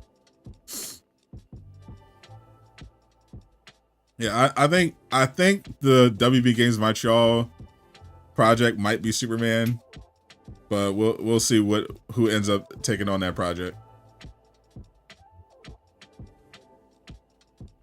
When I think Marvel Ultimate Alliance is coming back.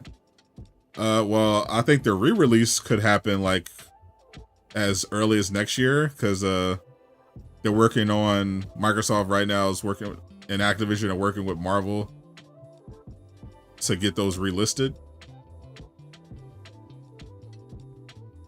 All right, this is so Star Wars is over. So it looks like the only thing for Star Wars we got was concept art for Mandalorian and Grogu. Some info for Andor season 2 and a trailer for Skeleton Crew. So now it's 20th Century Fox, well, 20th Century Studios, no longer 20th Century Fox, and then I think Marvel's last.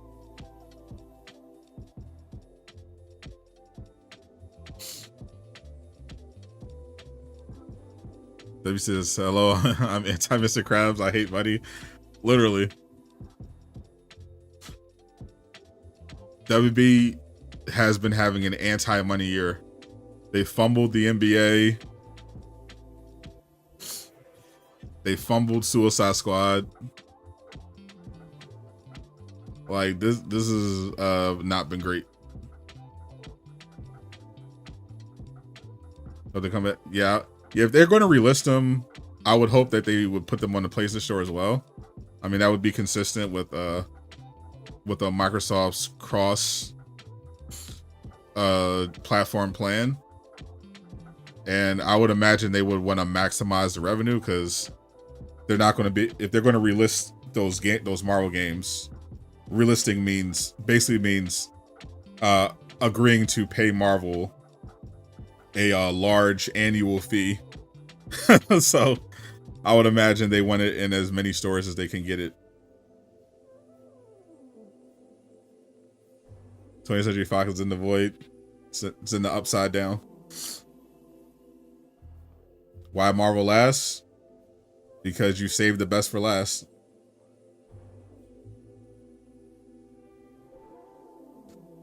Did they fumble the NBA or did Amazon swoop in with the premium Bezos dollars? It was definitely more of a fumble because it's not like Amazon made like a giant Godfather offer.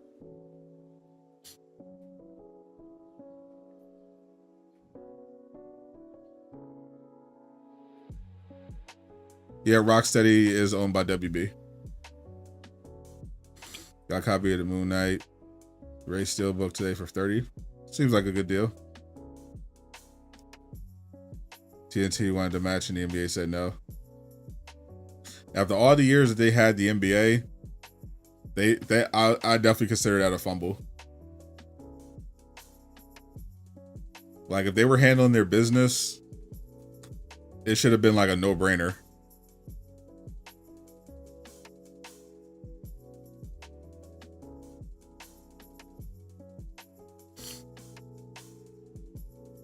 Suicide Squad is worse with every update.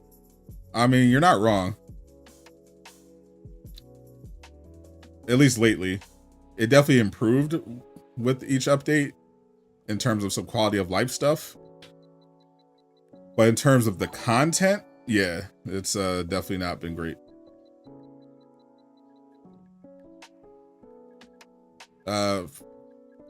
I've heard that the source of the Arkham Asylum remake rumors is dubious, but we'll see. What'd you miss? I don't think you ever miss anything, Miller.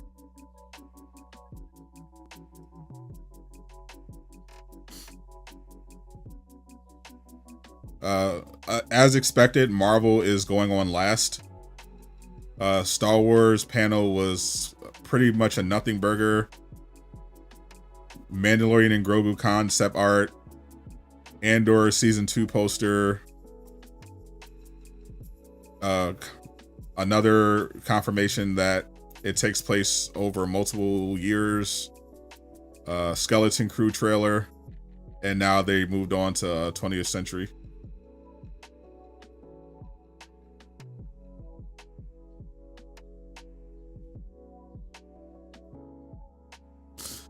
What happened to the PvP?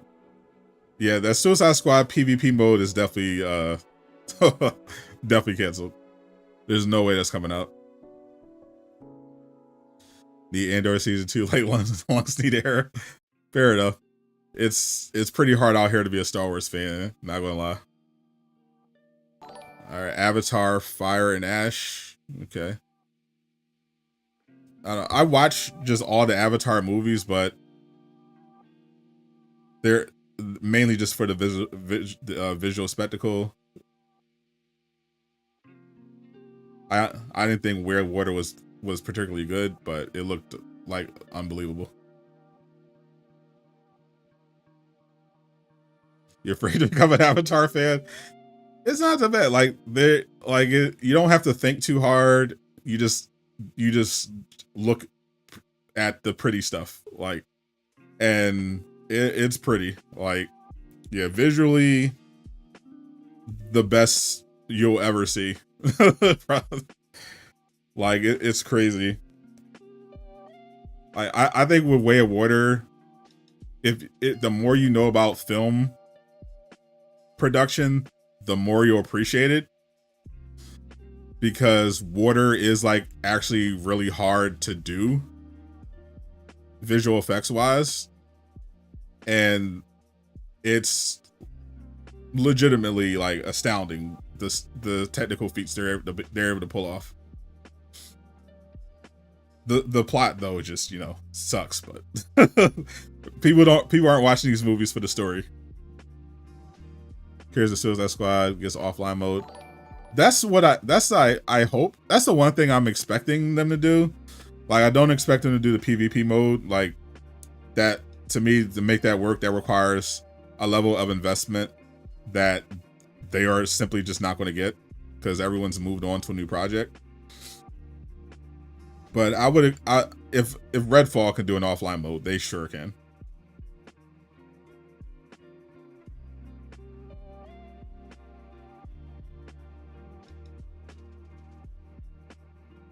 I thought story-wise, the first movie was definitely better. But it just seems like everyone's kind of just locked into these movies now.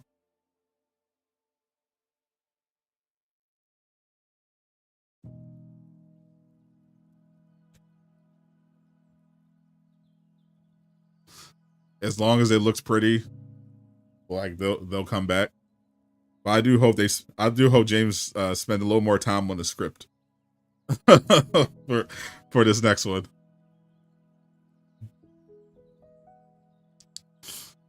Think you need to add you to your show?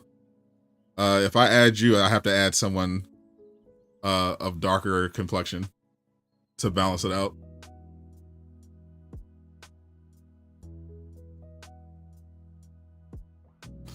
We heard Avatar Fire, you thought of The Last Airbender. Yeah. I mean, me personally, when I hear Avatar, I always think of The Last Airbender by default. Because it's the superior product. But yeah, if we're talking about live action, you know, like a movie or something, I'm assuming it's the James Cameron one, because I don't acknowledge any live action Avatar adaptations. I didn't finish the Netflix show, but I wasn't really feeling it from, you know, the little bit that I watched. At least it looked much better than whatever the hell M. Night Shyamalan was trying to do.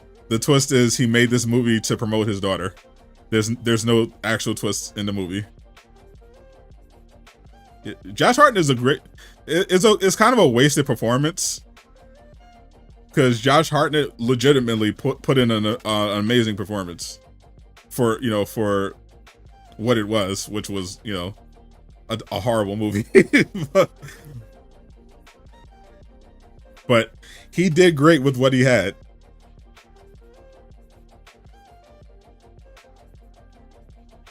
Surprise nepotism was real.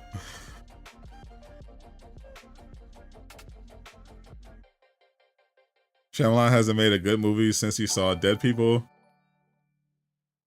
Yep, it might be. So I'm trying to think of ones that no, Signs was. I thought Signs was good. I did enjoy Signs. I don't regret Signs. I thought that was good. And I didn't see the movie where everyone turns old, but I heard it was terrible. I didn't hate the Cabin movie. I wouldn't call it good. No, I'd say the Elevator one was good. I liked Unbreakable. No, I liked what was the James McAvoy the surprise Unbreakable sequel?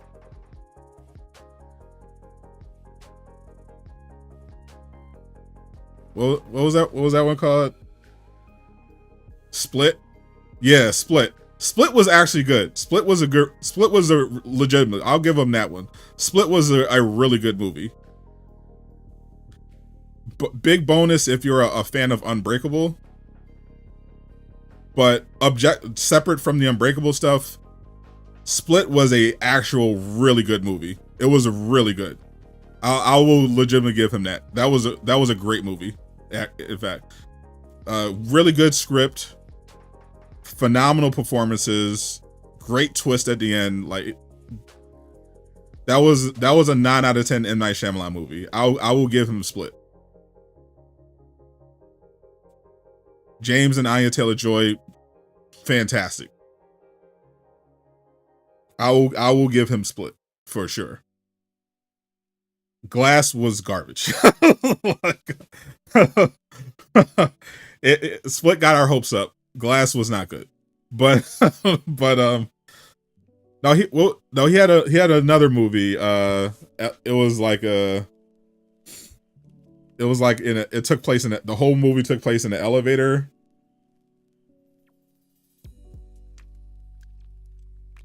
What was that? What was it?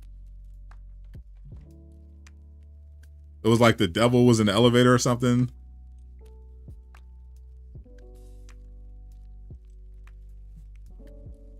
Devil. I think it was just called Devil. Yeah, that one was okay. That one was pretty solid. I actually think that was pretty good. I think that's one of the movies he didn't write. He just directed it. I thought it was pretty good. So yeah, I'll give him. Yeah, some people didn't like Unbreakable. I really liked Unbreakable. Signs, it's a classic. I really liked Unbreakable. Some people don't. I liked it a lot. I like Signs. Yeah, Lady in the Water. I didn't like The Village. Obviously, his Avatar movie was a crime against humanity. He definitely threw in some stinkers here and there, but I thought Split and Devil were legitimately good.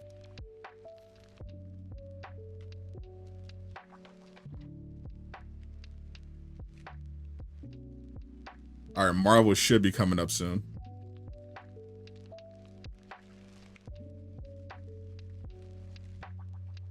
We got some images.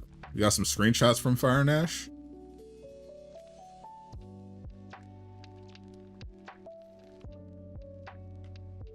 First looks at the new Avatar movie.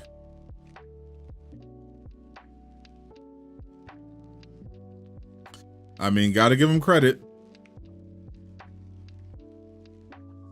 James Cameron has a knack for visuals. Avatar, Fire and Water looks great.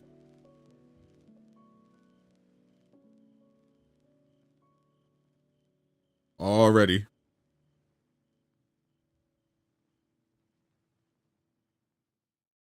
Hopefully the story isn't terrible. What's up, Ewan? You respect that M. Night makes a lot of his movies outside the Hollywood studio system? Yeah, I'll definitely respect that for sure. Yeah, he made betas with some stuff, but he's had some bangers, and I like that he's like kind of independent now. It may go horribly wrong, but it's his vision. I forgot The Happening too. Happening was bad. It was pretty bad. I felt like The Happening was intentionally bad. I don't know. I feel like when I was watching The Happening, like he was like actually trolling. Like it felt like a parody of a movie.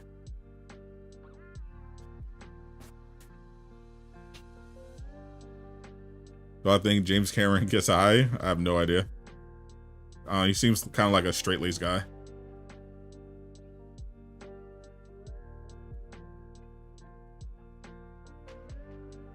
James Gunn is better than... no. I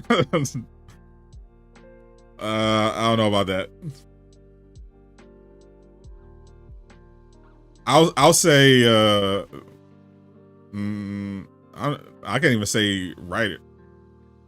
Nah, James Cameron. I'm trying to think of one thing that James Gunn is better at than... I guess... okay, he's funnier than James Cameron. I'll give him that. James Gunn is funnier. But yeah, I don't think he's anywhere near as good as a director as James Cameron.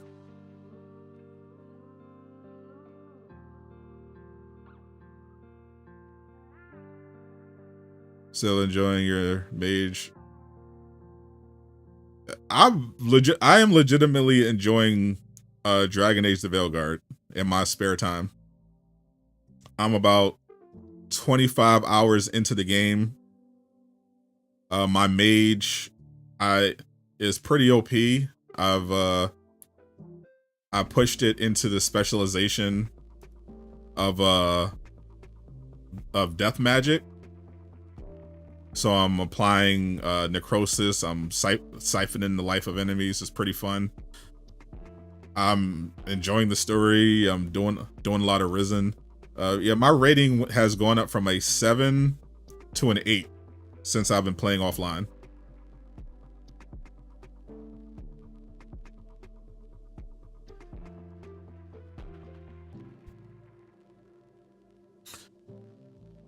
Yeah, I'm surprised. I'm enjoying it more than I thought it would.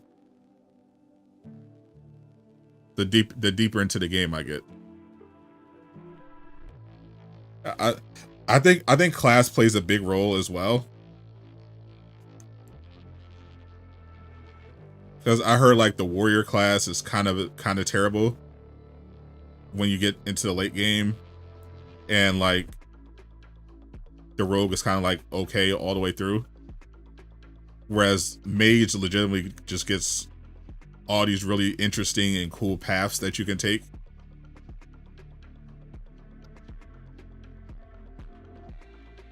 So I'm glad I'm picked the mage, because that's generally what I pick in games, because I feel like generally a mage is a safe bet in RPG. Like, you may start off slow, but eventually your magic is going to get pretty crazy, and that's just exactly what happened. I didn't even look into it beforehand. I just assumed, just off of how RPGs are, like mages are just tend to be really good. I think by far mage is the best class in Dragon Age.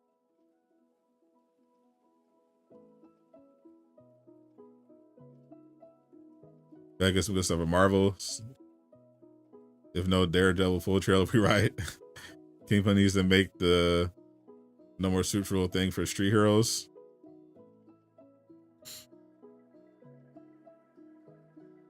So from what I remember from the leakers, they said Daredevil Born Again trailer, Friendly Neighborhood Spider-Man, and something for Thunderbolts.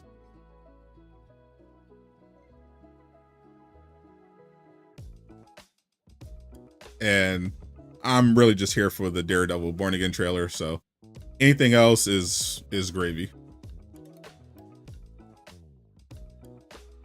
As long as we get the Daredevil trailer, I'm good with whatever.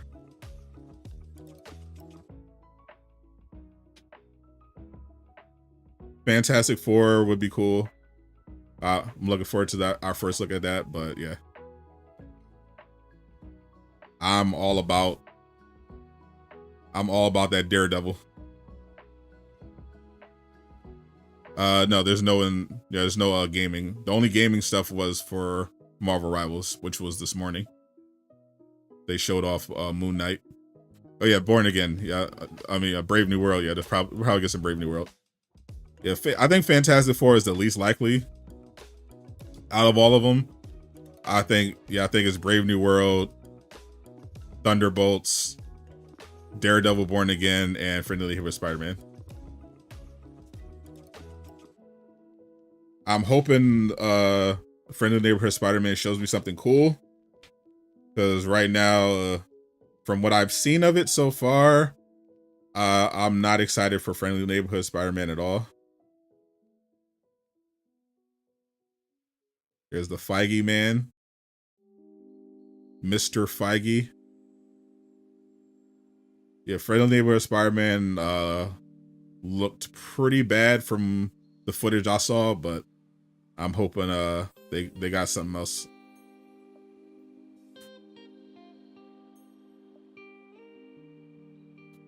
Yeah, I saw a little bit of the leaked trailer from the last event, but I intentionally trying to watch the full official release in all its glory.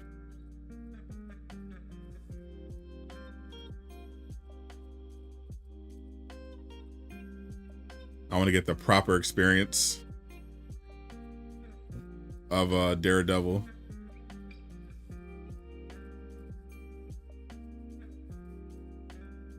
Cannot wait. This is going to be so good.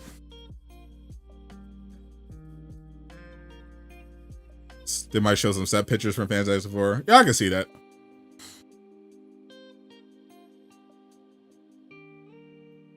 Daredevil trail that played was pressure. Yeah. That show's gonna be so good. I'm so glad they overhauled that show.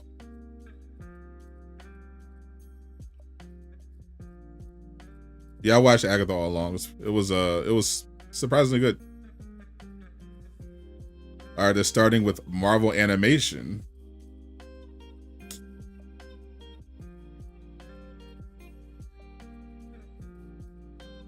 Ooh, X-Men 97. Season 2, streaming March 20th.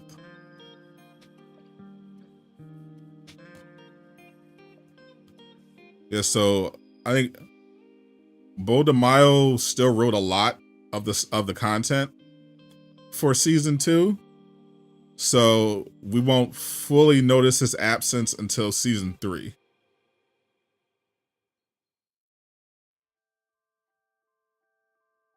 Yeah, I'm looking. So animation wise, we got X-Men 97 season 2, Friendly Neighborhood Spider-Man, Eyes of Wakanda, What If, and Marvel Zombies.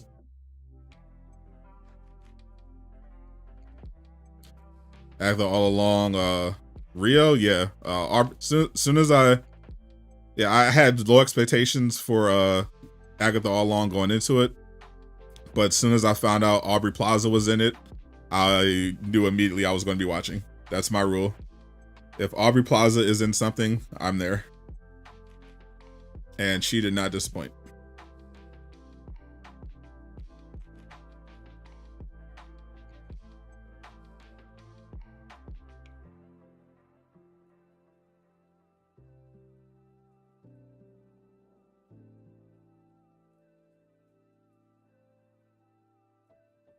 Yeah, Kevin Feige said earlier that they're going to bring Miles Morales into live action after the third Spider-Verse movie. So I don't know if they're going to bring him. I don't know if they're going to feature him in the MCU as like a cameo first, or they're going to do a proper solo movie.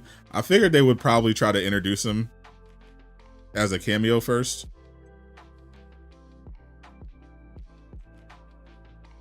Yeah, we definitely need to see more Rio going forward for sure. And I think we will. Eyes of Wakanda, from my understanding, is just a animated series taking place in Wakanda.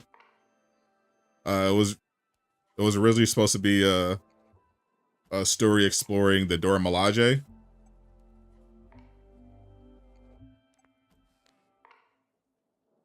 March is pretty close.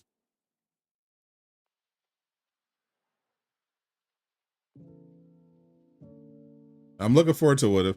I really liked What If season 1, but I thought season 2 was kind of mid.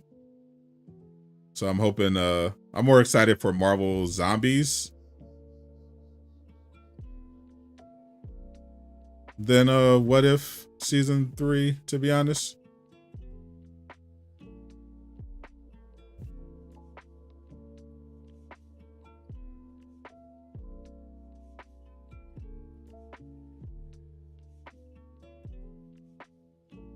I'm glad that they introduced Rio and Agatha all along. But it would have been funny if they actually tried to be comic accurate and gave Thanos his like comic motivation for wanting to wipe out half of all life in the universe, which is to impress Death,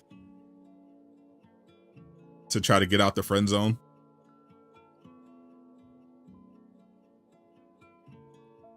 Because right as it stands now, you know, Thanos, he was a cool villain. There were good movies. His motivation is stupid.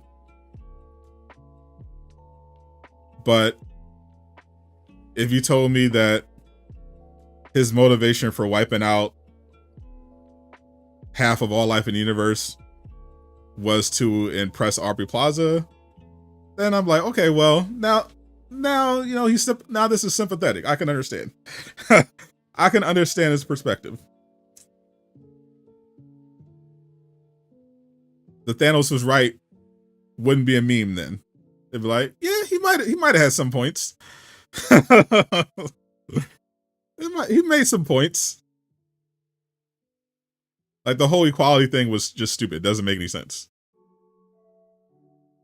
Like there's no scarcity when you can literally alter reality itself.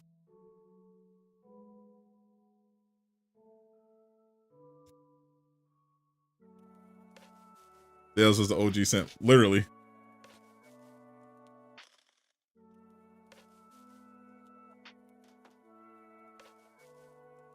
He snapped the universe. Yeah, I mean, they effectively died. He wiped them from existence. He made it so that they no longer existed. He made them turn to dust.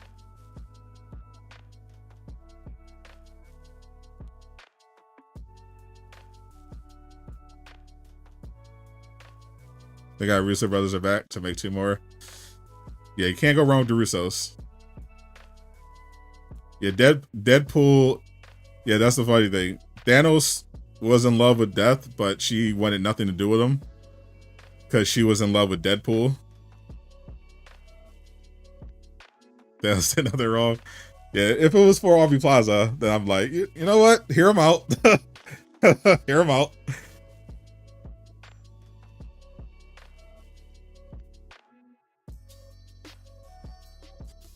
Think about what, like it wasn't balanced because, like, practically speaking, he just made things worse.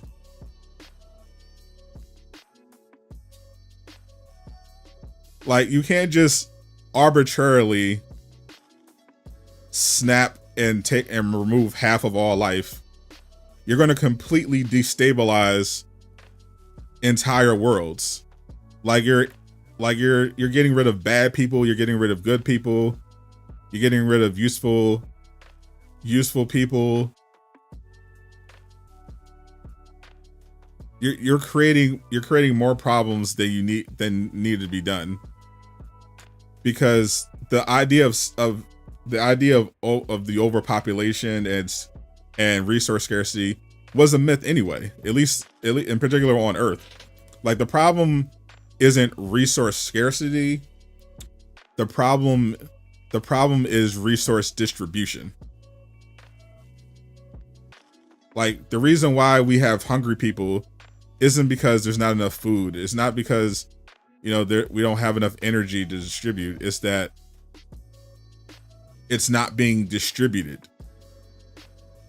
There's a lot of hoarding going on, and you have the haves and the have-nots. That's the issue. Like, if he wanted to actually help these planets, he would go there individually, study their world government, study their systems, explore the reason behind the inequality, and attack that directly. Like, he could have used the Reality Stone to remove any of the scarcity. He could have transformed deserts.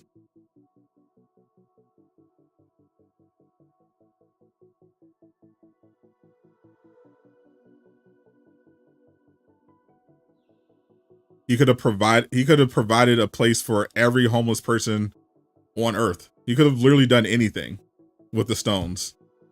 And he said, "No, I'm just going to wipe out half of all life and peace out on a farm." Like, he's weird. Like, he's actually an idiot.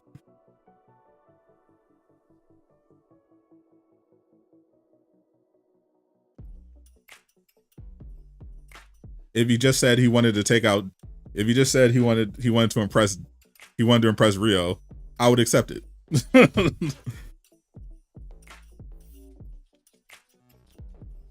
But you're saying your problem is just that you don't like it. You basically you don't like inequality is basically what he's saying.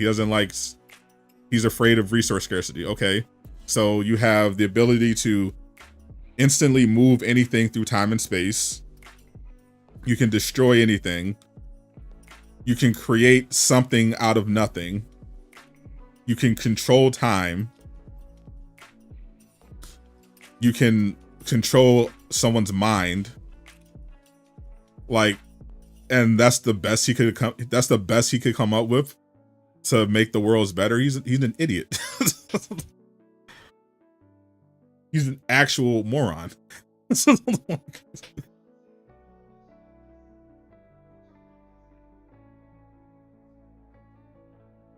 Sony Sinister Six should appear in Spider-Man 4. Please don't.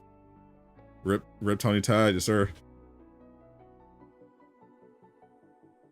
By the way, the birds were blipped too.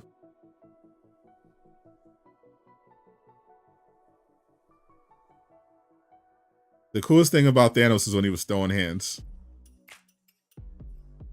Like, that's the only time I really respected him. When he pulled up on Thor and Hulk and said, all right, let's run the fade.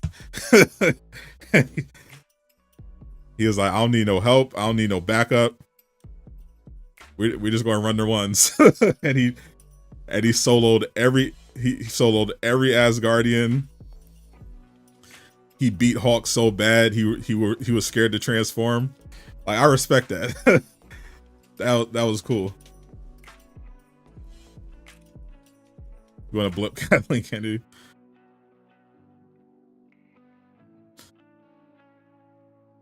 I thought they could have done Ultron better. I mean, I like James Spader. I thought he sounded cool. I think they could have did more with Ultron. I still enjoyed it.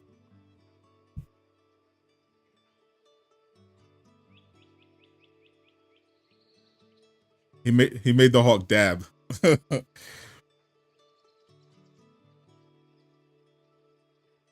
Hulk went from destroying everything, being a badass, to sitting in a diner with a sweater vest, dabbing for fans.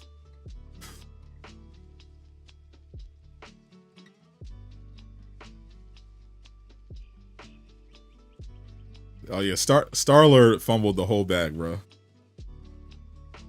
Like, that was so crazy. Literally, all you had to do was wait. All you had to do was wait till they got the glove off, and then they just go off. He could have went off all he wanted as soon as the glove was off. No, he couldn't wait. You couldn't wait 15 seconds till they got the glove off. What a fool. No wonder Gamora doesn't want to be with you.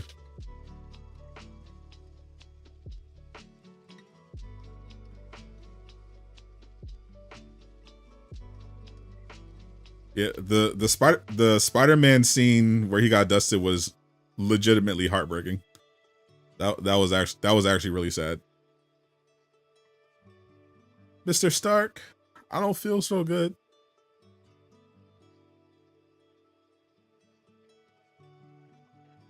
Died in his daddy's arms.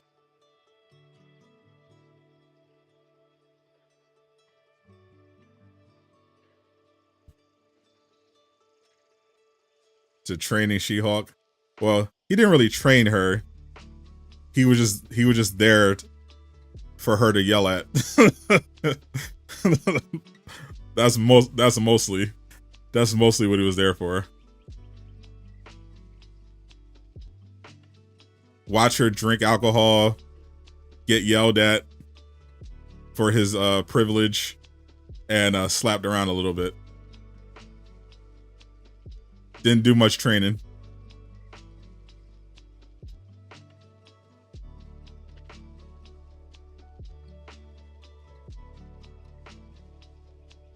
Yeah, Captain Marvel was giving him some work, but he caught her. He knocked her out of the movie. He took out the Power Stone and erased her cameo. You ain't see her again to the funeral.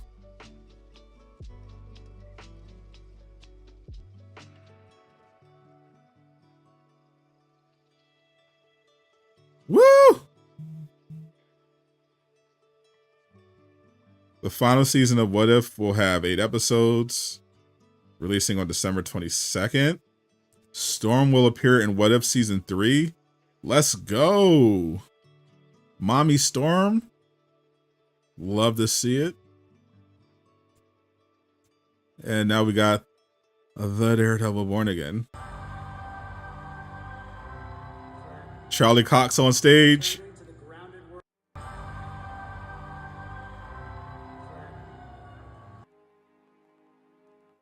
Oh yeah.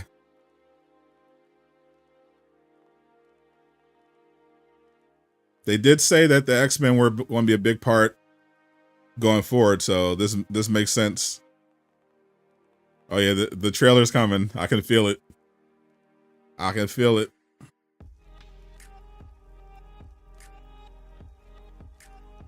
Mommy Storm is crazy. You gotta address her with the proper respect. You realize the Brazil thing? Yep. Oh yeah. It's popping in Brazil.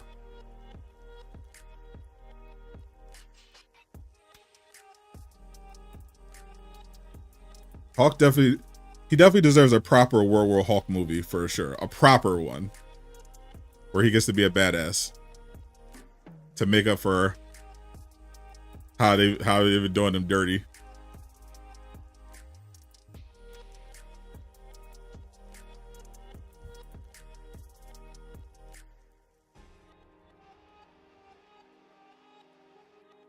I think this one is dropping online.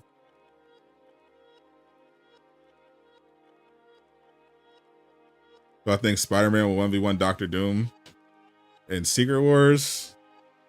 I think we'll definitely have some I think in Secret Wars we're gonna have a scene where Peter, Andrew, where Toby, Andrew, and Tom, Peter, all the Peters are gonna team up again and attack Doom. I just know it.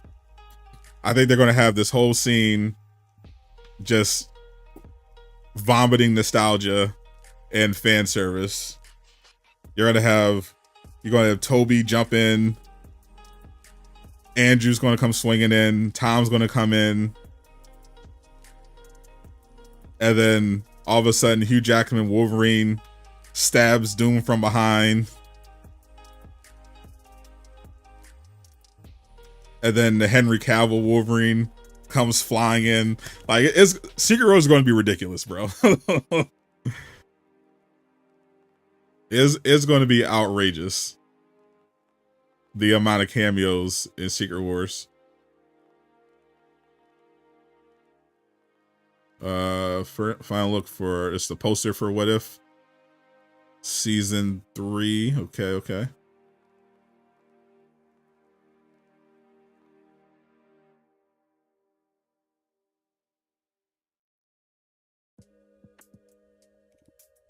If Jessica Alba's is Sue, you're right.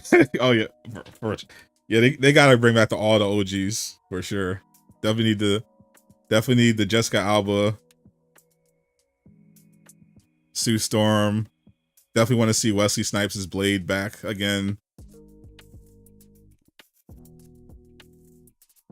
I feel like we're going to get the James McAvoy Professor Xavier. Like actual Quicksilver, please, this time. Not Ralph Boner. Can we get like actual Quicksilver? No more trolling. Give him a speedster scene. Jessica Alba was the first crush. She was a lot of people's first crush. I mean, she's still a lot of people's crushes. She has not aged a bit. She is still fine. The only thing different about Jessica Alba is that she's like randomly a billionaire now.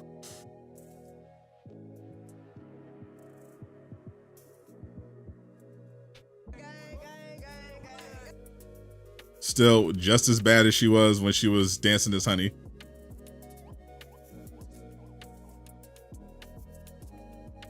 There's Charlie. Charlie!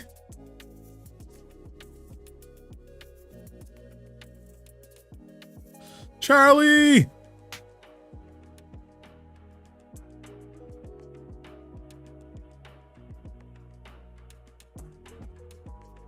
He definitely looks like he's dressed for Brazil or Miami Beach. He has been hitting the weights. Like legitimately. I remember he was like actually skinny in the Netflix series.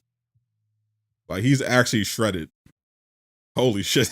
Look at his arms.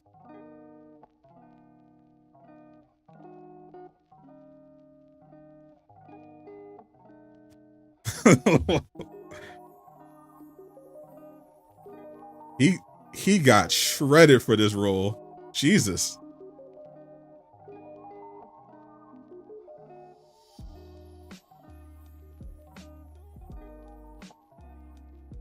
Kid from Blackish who plays Jack has to be the new Miles.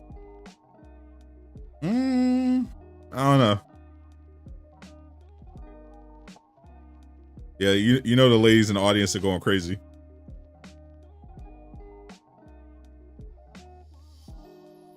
I doubt Tom will have a cameo. I mean, but yeah, we'll see. Maybe I think there's going to be a mention. I think I heard there's going to be a mention of Tom Spider-Man, but I don't think he's actually going to be in it. I see the actor who plays Kenny in Cobra Kai. I can see him. He was pretty good. He just looks super young.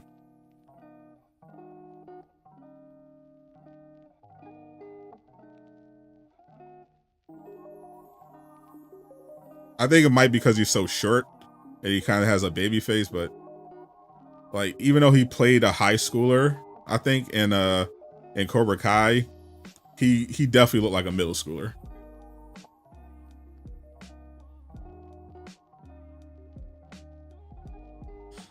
Why is Kevin waiting on the Spider-Verse to wrap up? It's probably a rights issue, probably contractually related. Daredevil more like Jack Devil.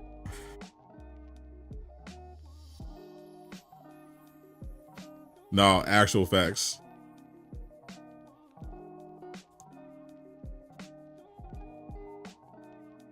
Because like before, Charlie was like pretty skinny. You know, John Bernthal was pretty jacked. But yeah, now looks like Charlie could could take John on in an arm wrestle.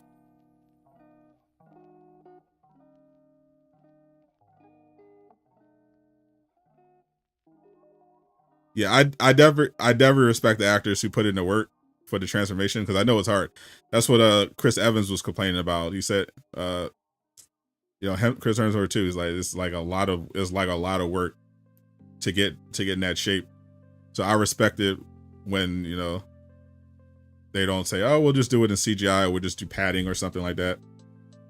I do respect that like dedication to the craft, like the ones who like will learn combat training and get in proper shape. Like I respect how Hayden Christensen is like legitimately great at lightsaber dueling. He actually is really good at it. Like he doesn't need a stunt double. He could probably be an instructor on lightsaber duels. And that's just him being passionate about the work.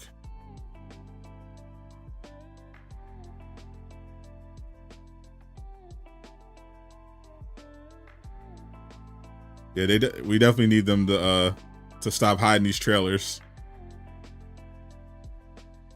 and just put them online already.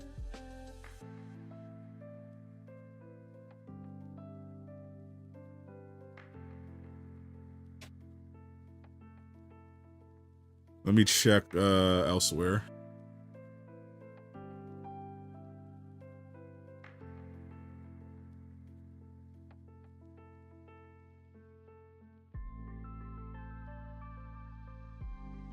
See if someone, I know that someone snuck some cameras in there. So I wonder if someone snuck. Oh, wait a minute. We got an update. We got a big update.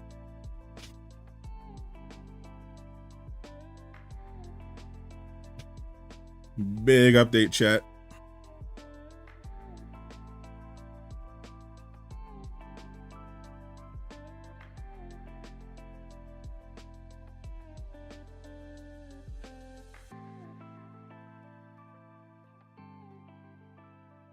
Fantastic Four has taken the stage.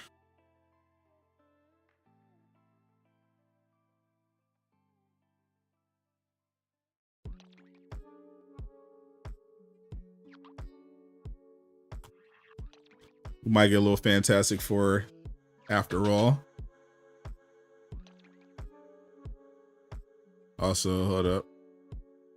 We got some what if information as well.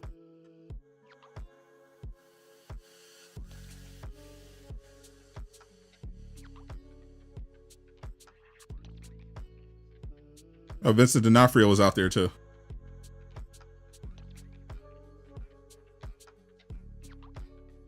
So here it is.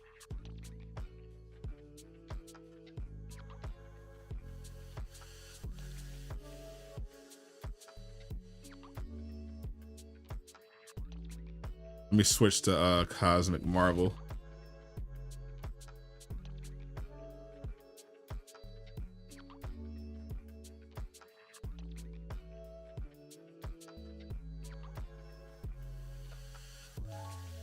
So we got some more info on Storm. Storm is going to be wielding Mjolnir in What If Season 3. Looking forward to seeing it. Always love an excuse to see Mommy Storm. Now they're doing Thunderbolts. First look is currently being showcased to attendees. Interesting. So we might get some footage leaking out for Fantastic Four.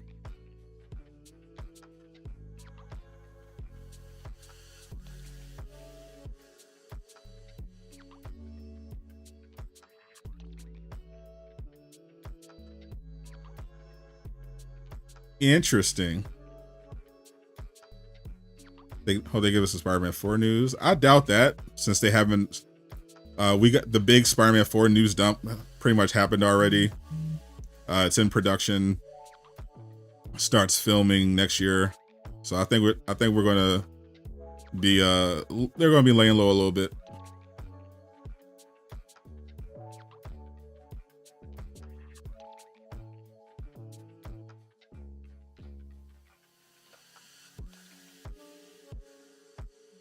David Harbour.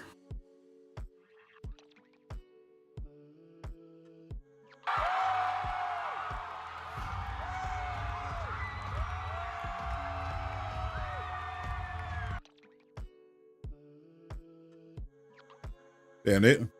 I didn't know David Harbour was so popular in Brazil. Holy. Rip Tony Todd indeed.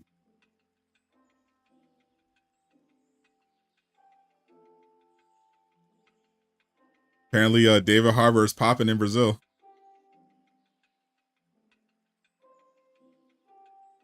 I had low expectations for the Thunderbolts movie,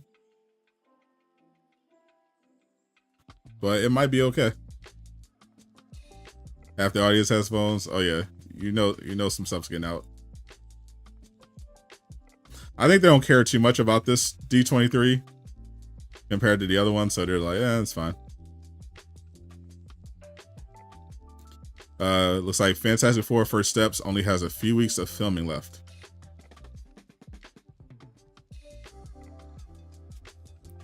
So they're almost ready to wrap filming on it. Okay.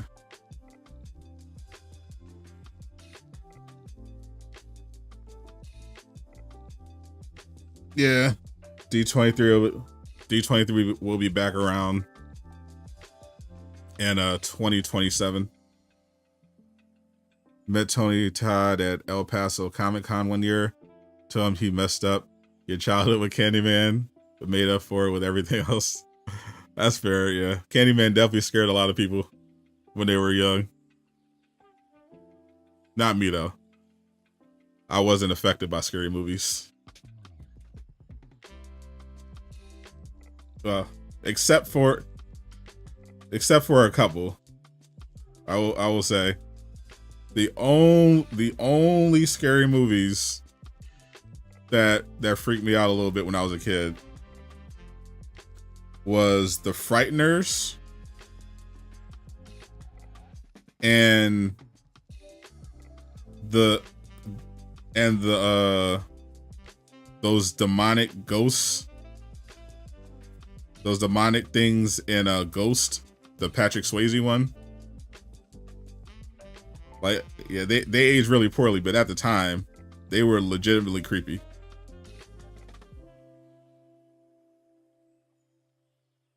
Everything else, like, I didn't care. Like Halloween, Friday the 13th, Exorcist, Child's Play. Like none of those movies did anything for me. Like, I watched all sorts of scary movies. Like, pretty much none of them affected me, except those two. I just treated the rest like regular movies.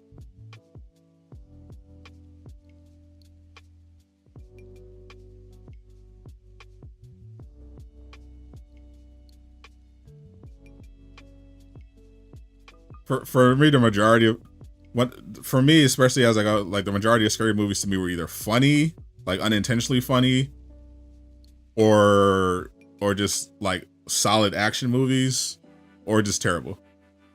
And I watched all of them, like stuff that people swore was going to be scary. Like I watched The Ring 1 and 2, The Grudge. I watched the Blair Witch Project. That was supposed to be a big one at the time. Like nothing like actually scared me. It's just kind of like, eh.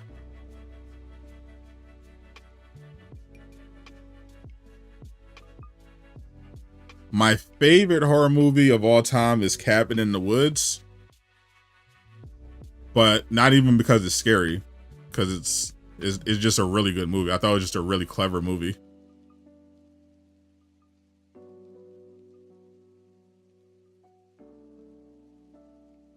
But I don't even like consider it like scary. Florence Pugh sent a message to the attendees. She can't be there in person.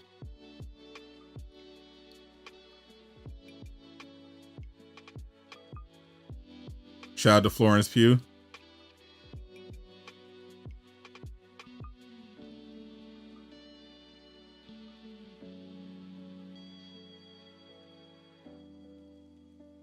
I don't know. I'm hoping Thunderbolts is okay. I know that's another one that went through a lot of reshoots, some overhauling on the creative side of things. I don't know. When I saw the cast and saw that it was basically going to be Black Widow 2, I was like, I don't know about this. But I'm looking forward to checking out The Sentry, seeing their take on it. All right, here's the new trailer. First Marvel trailer of the day, chat. Incoming.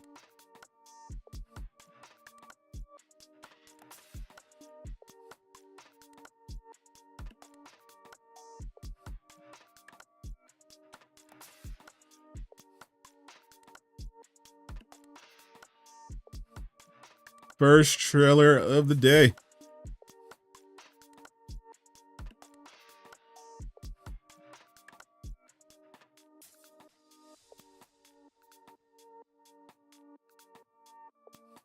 Shout out to Marvel Studios, Hollywood Handle.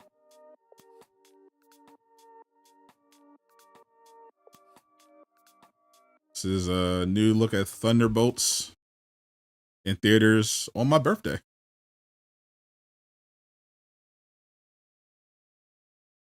We are the Thunderbolts! Oh, America's so big. You ever drive through Oklahoma? It's so flat. You got a convoy approaching fast. Step on it. Think we're going to see some Sentry in this one? Come on, baby. A little, a better look at him. Lexi! Okay, don't worry. Engaging defensive measures. Oh no. Wait, that's not supposed to. Not the genuine.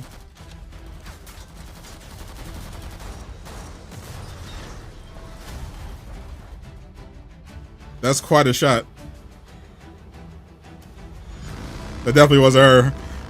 Bucky! Is that Bucky? Bucky! Soldier. Yeah, he's so cool.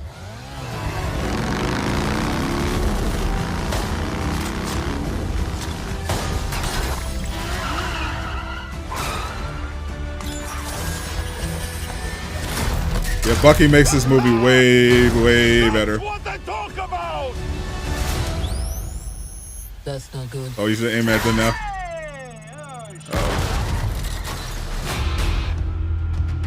How crazy is it to think of all the monumental fights that happened exactly here where you're standing? I mean, the place wasn't cheap, but it's got good options. Madam Hydra. Look at you. You are all so adorable. Eat shit, Valentina. Make up your mind. The assignment is. Oh, wait, hang on.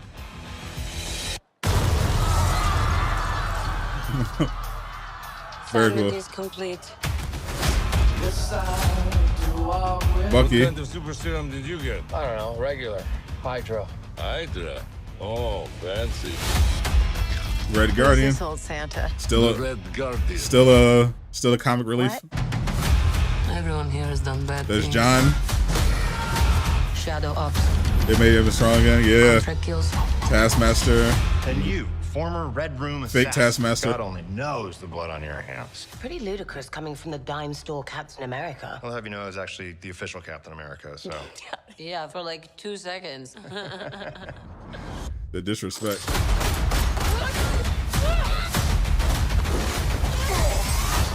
It's getting so tense in here. Sentry. Who are you? I'm Bob.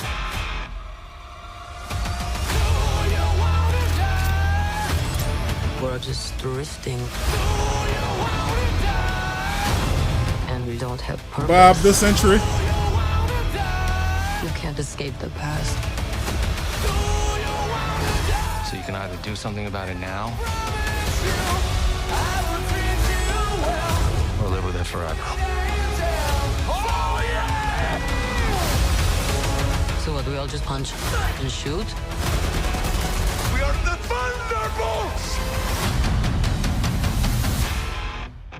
Can't call ourselves that. Thank God. The Thunderbolts. It's a cool name. Give me Sentry suit.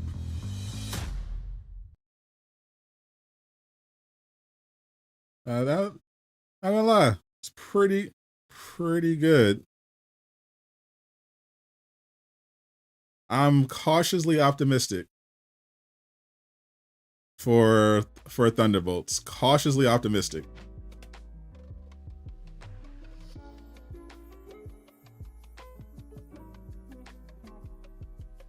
My expectations are not high, not super high. I think it might be okay. At least the trailers look good. Trailers aren't everything, but usually I look at a trailer, I can kind of get a decent vibe for how the rest of the movie is going to play out. I think it's going to be. I think it could be solid.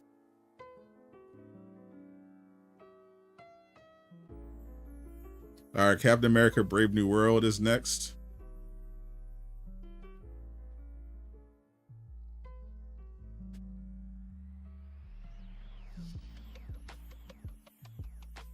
We might be getting a new trailer for that.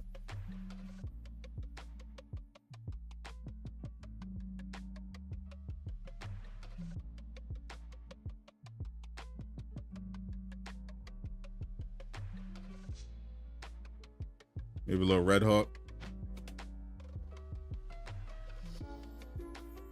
Yeah. This one, I have a feeling Thunderbolts is going to be better than Brave New World. That's just my initial vibe.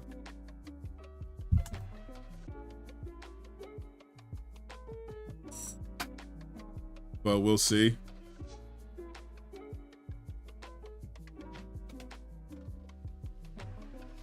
They didn't show any What If Season 3 trailer, not that I saw. They just gave us a little info about it. Storm is going to appear. And she's going to be wielding Mjolnir. Yeah, I think Thunderbolts is going to be better than Brave New World. I have a strong feeling about it.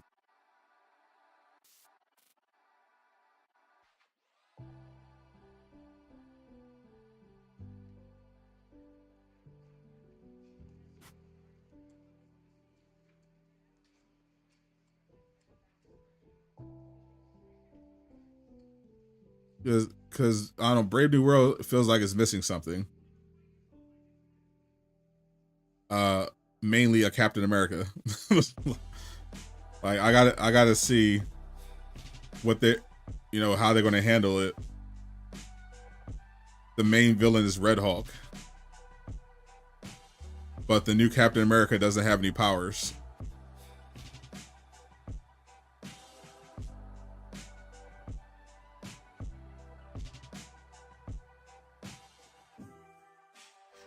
Sam is Black Falcon.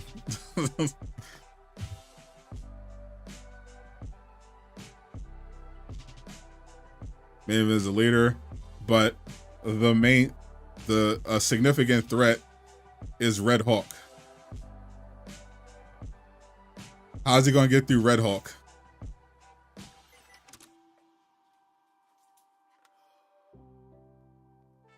You're an Italian fan. Welcome. Appreciate you. He needs something.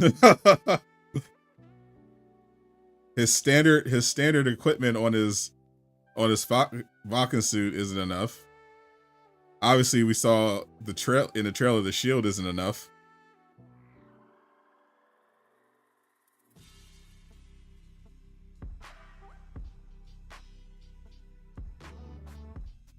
I don't know how they're planning on having him fight Red Hawk.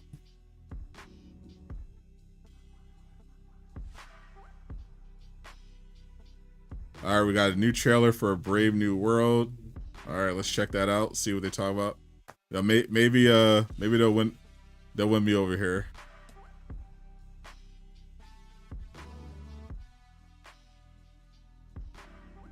I know they got Uncle Isaiah crashing out.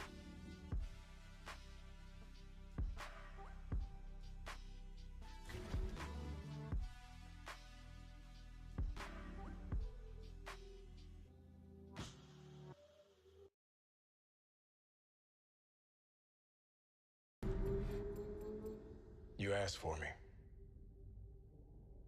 Here I am. You want to help me? Is there anything? What they revealed for Fantastic Four? Nothing. Ladies and gentlemen, just that it's going to be wrapping up filming soon. And they showed a first look at it, but they haven't released it yet.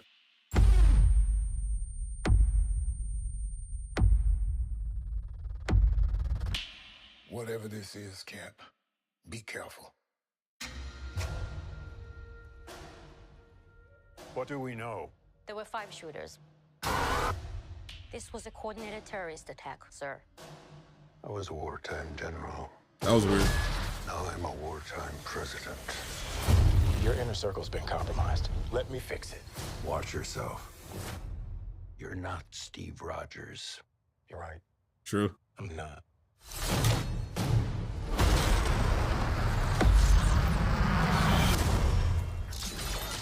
Wait for it.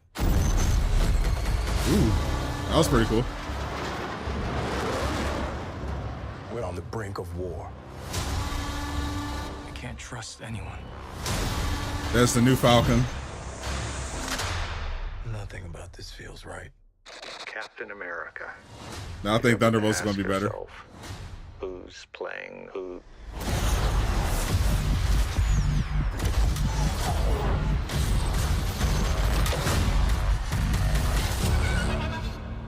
Someone's been pulling the strings on everything. You're under arrest? I don't want a variable out there that I can't control. Stop! Captain America caught without his wings. Giancarlo Esposito. They dress up and blindly execute the state's orders. Don't say I didn't warn you. What if this is a trap? You don't even know what this is.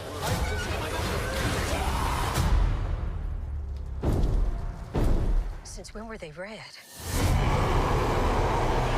Hawk Tua. You want me? Come and get me! Just threw a card.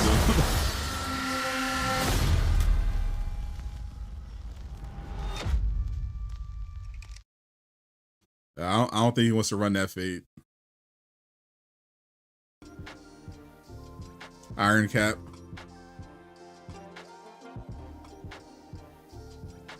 No, I think Thunderbolts looks better.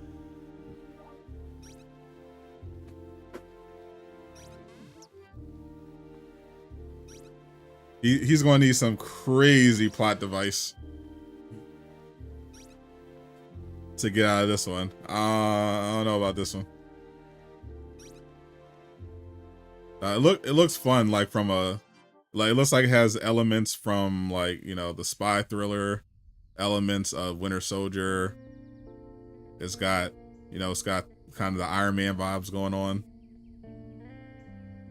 I think they're both going to be solid.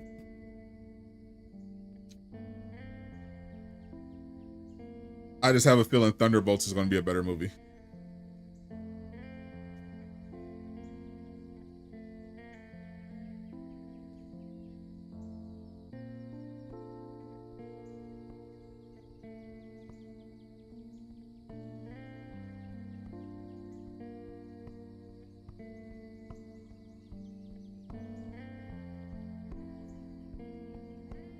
I'm glad this time around they got some screenshots of Red Hulk that don't look goofy. That last one they had, they did him dirty.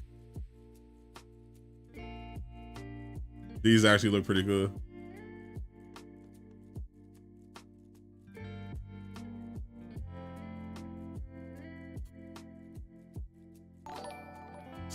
No, I think no. The Thunderbolts trailer has the Sentry. Is going up.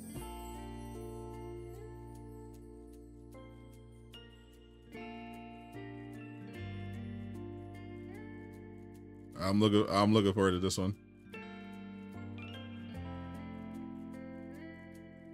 Who's the black ball cap? You mean Uncle Isaiah? Sentry no suit yet.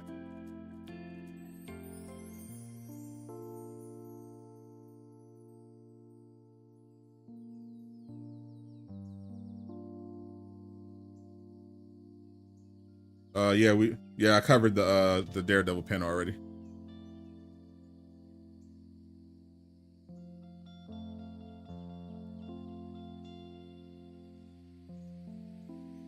I'm just waiting to see some what other footage they're dropping.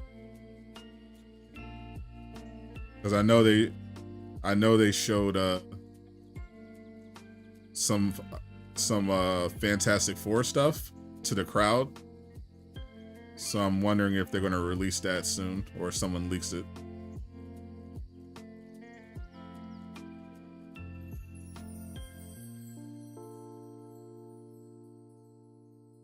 Yeah, my PS5 Pro data transfer is at 41% right now.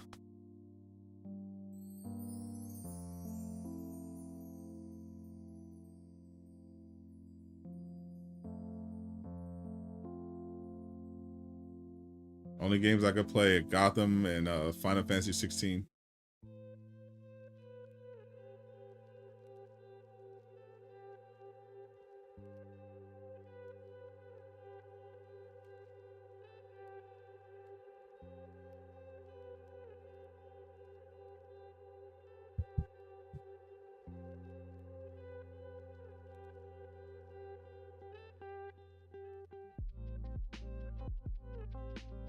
CGI looks cooked. Yeah, so yeah, that's why because there was a screenshot the last time that was making fun of at the last event where they showed Red Hawk, and even in the trailer, like he had a couple of shots that he looked really cool, but there was some other shots where he looks a little sus. So yeah, I don't know. That's what I'm saying. Like, I think the Thunderbolts movie is just gonna be better. Like some parts of Brave New World look really cool. Other parts, like the CGI, looks really bad. Yeah, so I don't know about this one. I think it'll be solid, but I don't think it's gonna be as good as Thunderbolts.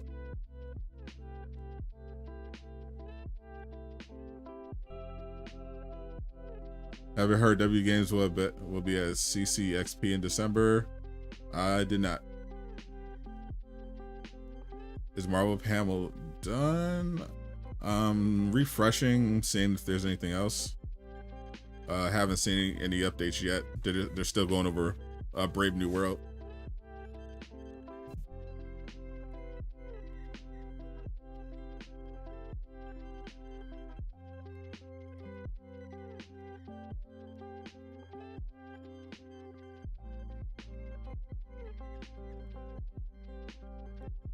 CGI and a problem. Nah, there was definitely a couple of shots where the CGI is pretty bad, but nothing too crazy. It's just a couple of shots. It's mainly Red Hawk. Like there's just some scenes where Red Hawk just looks bad. Like the CGI just objectively looks bad.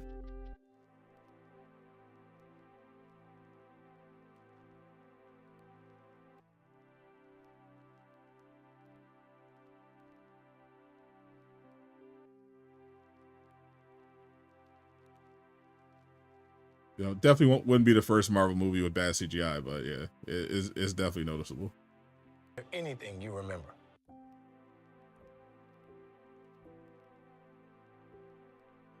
There's definitely a few moments where it's just like, what's going on here?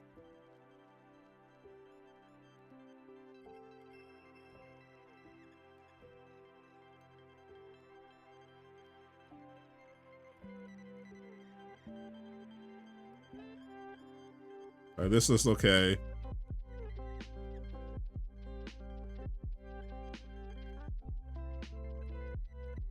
This looks a little sus.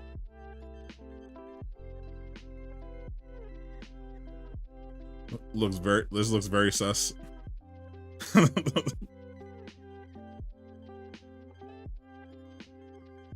But they stuck to landing.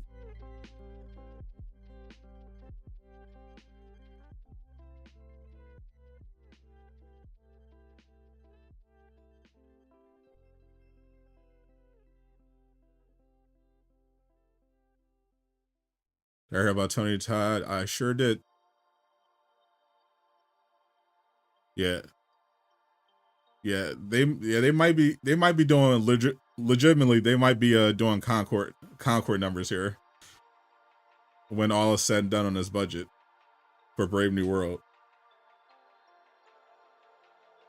So it has to be better than Thunderbolts. It has to be like one of the best Marvel movies ever, and I don't think it's going to hit that.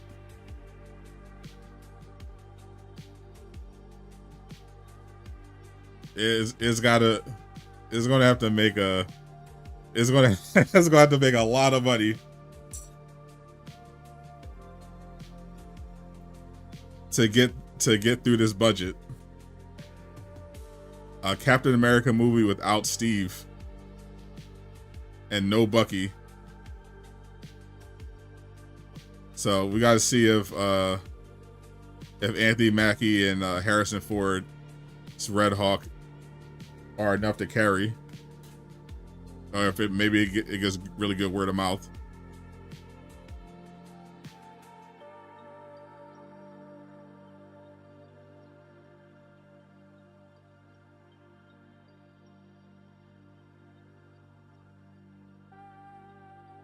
It could do well. Like they might pick up some momentum. You know, if they string a couple of really good movies together, they, get some momentum.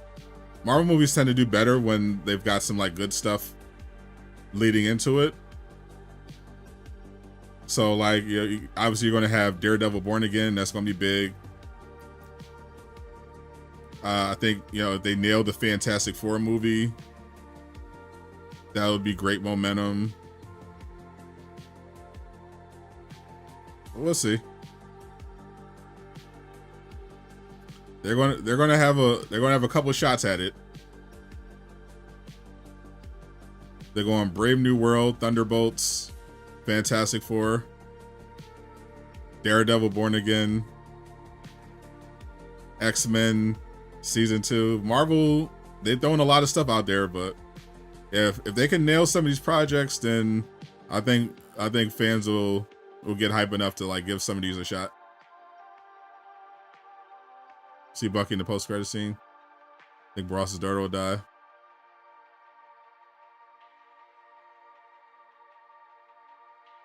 It would be funny if after everything, GTA 6 ends up getting delayed anyway. Like everyone keeps saying it's getting delayed, and Rockstar keeps telling the shareholders it's not getting delayed.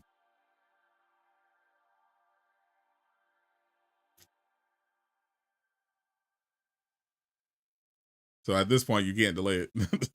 no matter what. They said looks like that's it for D23 Brazil.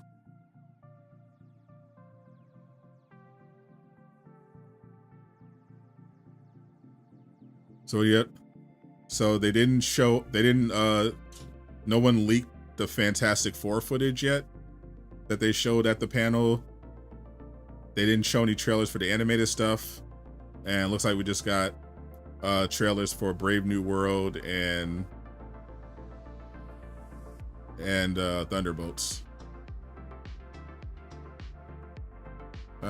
So pretty solid, but that was pretty fun. I'm still looking forward to both of these movies, and definitely going to be tapping in for the official Daredevil Born Again. So I'm gonna go eat something and just let my PS5 Pro keep running so I can finish my data transfer. And then once I get everything downloaded and everything, I'll do a PS5 Pro stream for the new Spider-Man update. So look out for that. Appreciate everyone hanging out. Shout out to Brazil. Hope everyone had fun. I'm Sadot the Gamer signing out. Peace.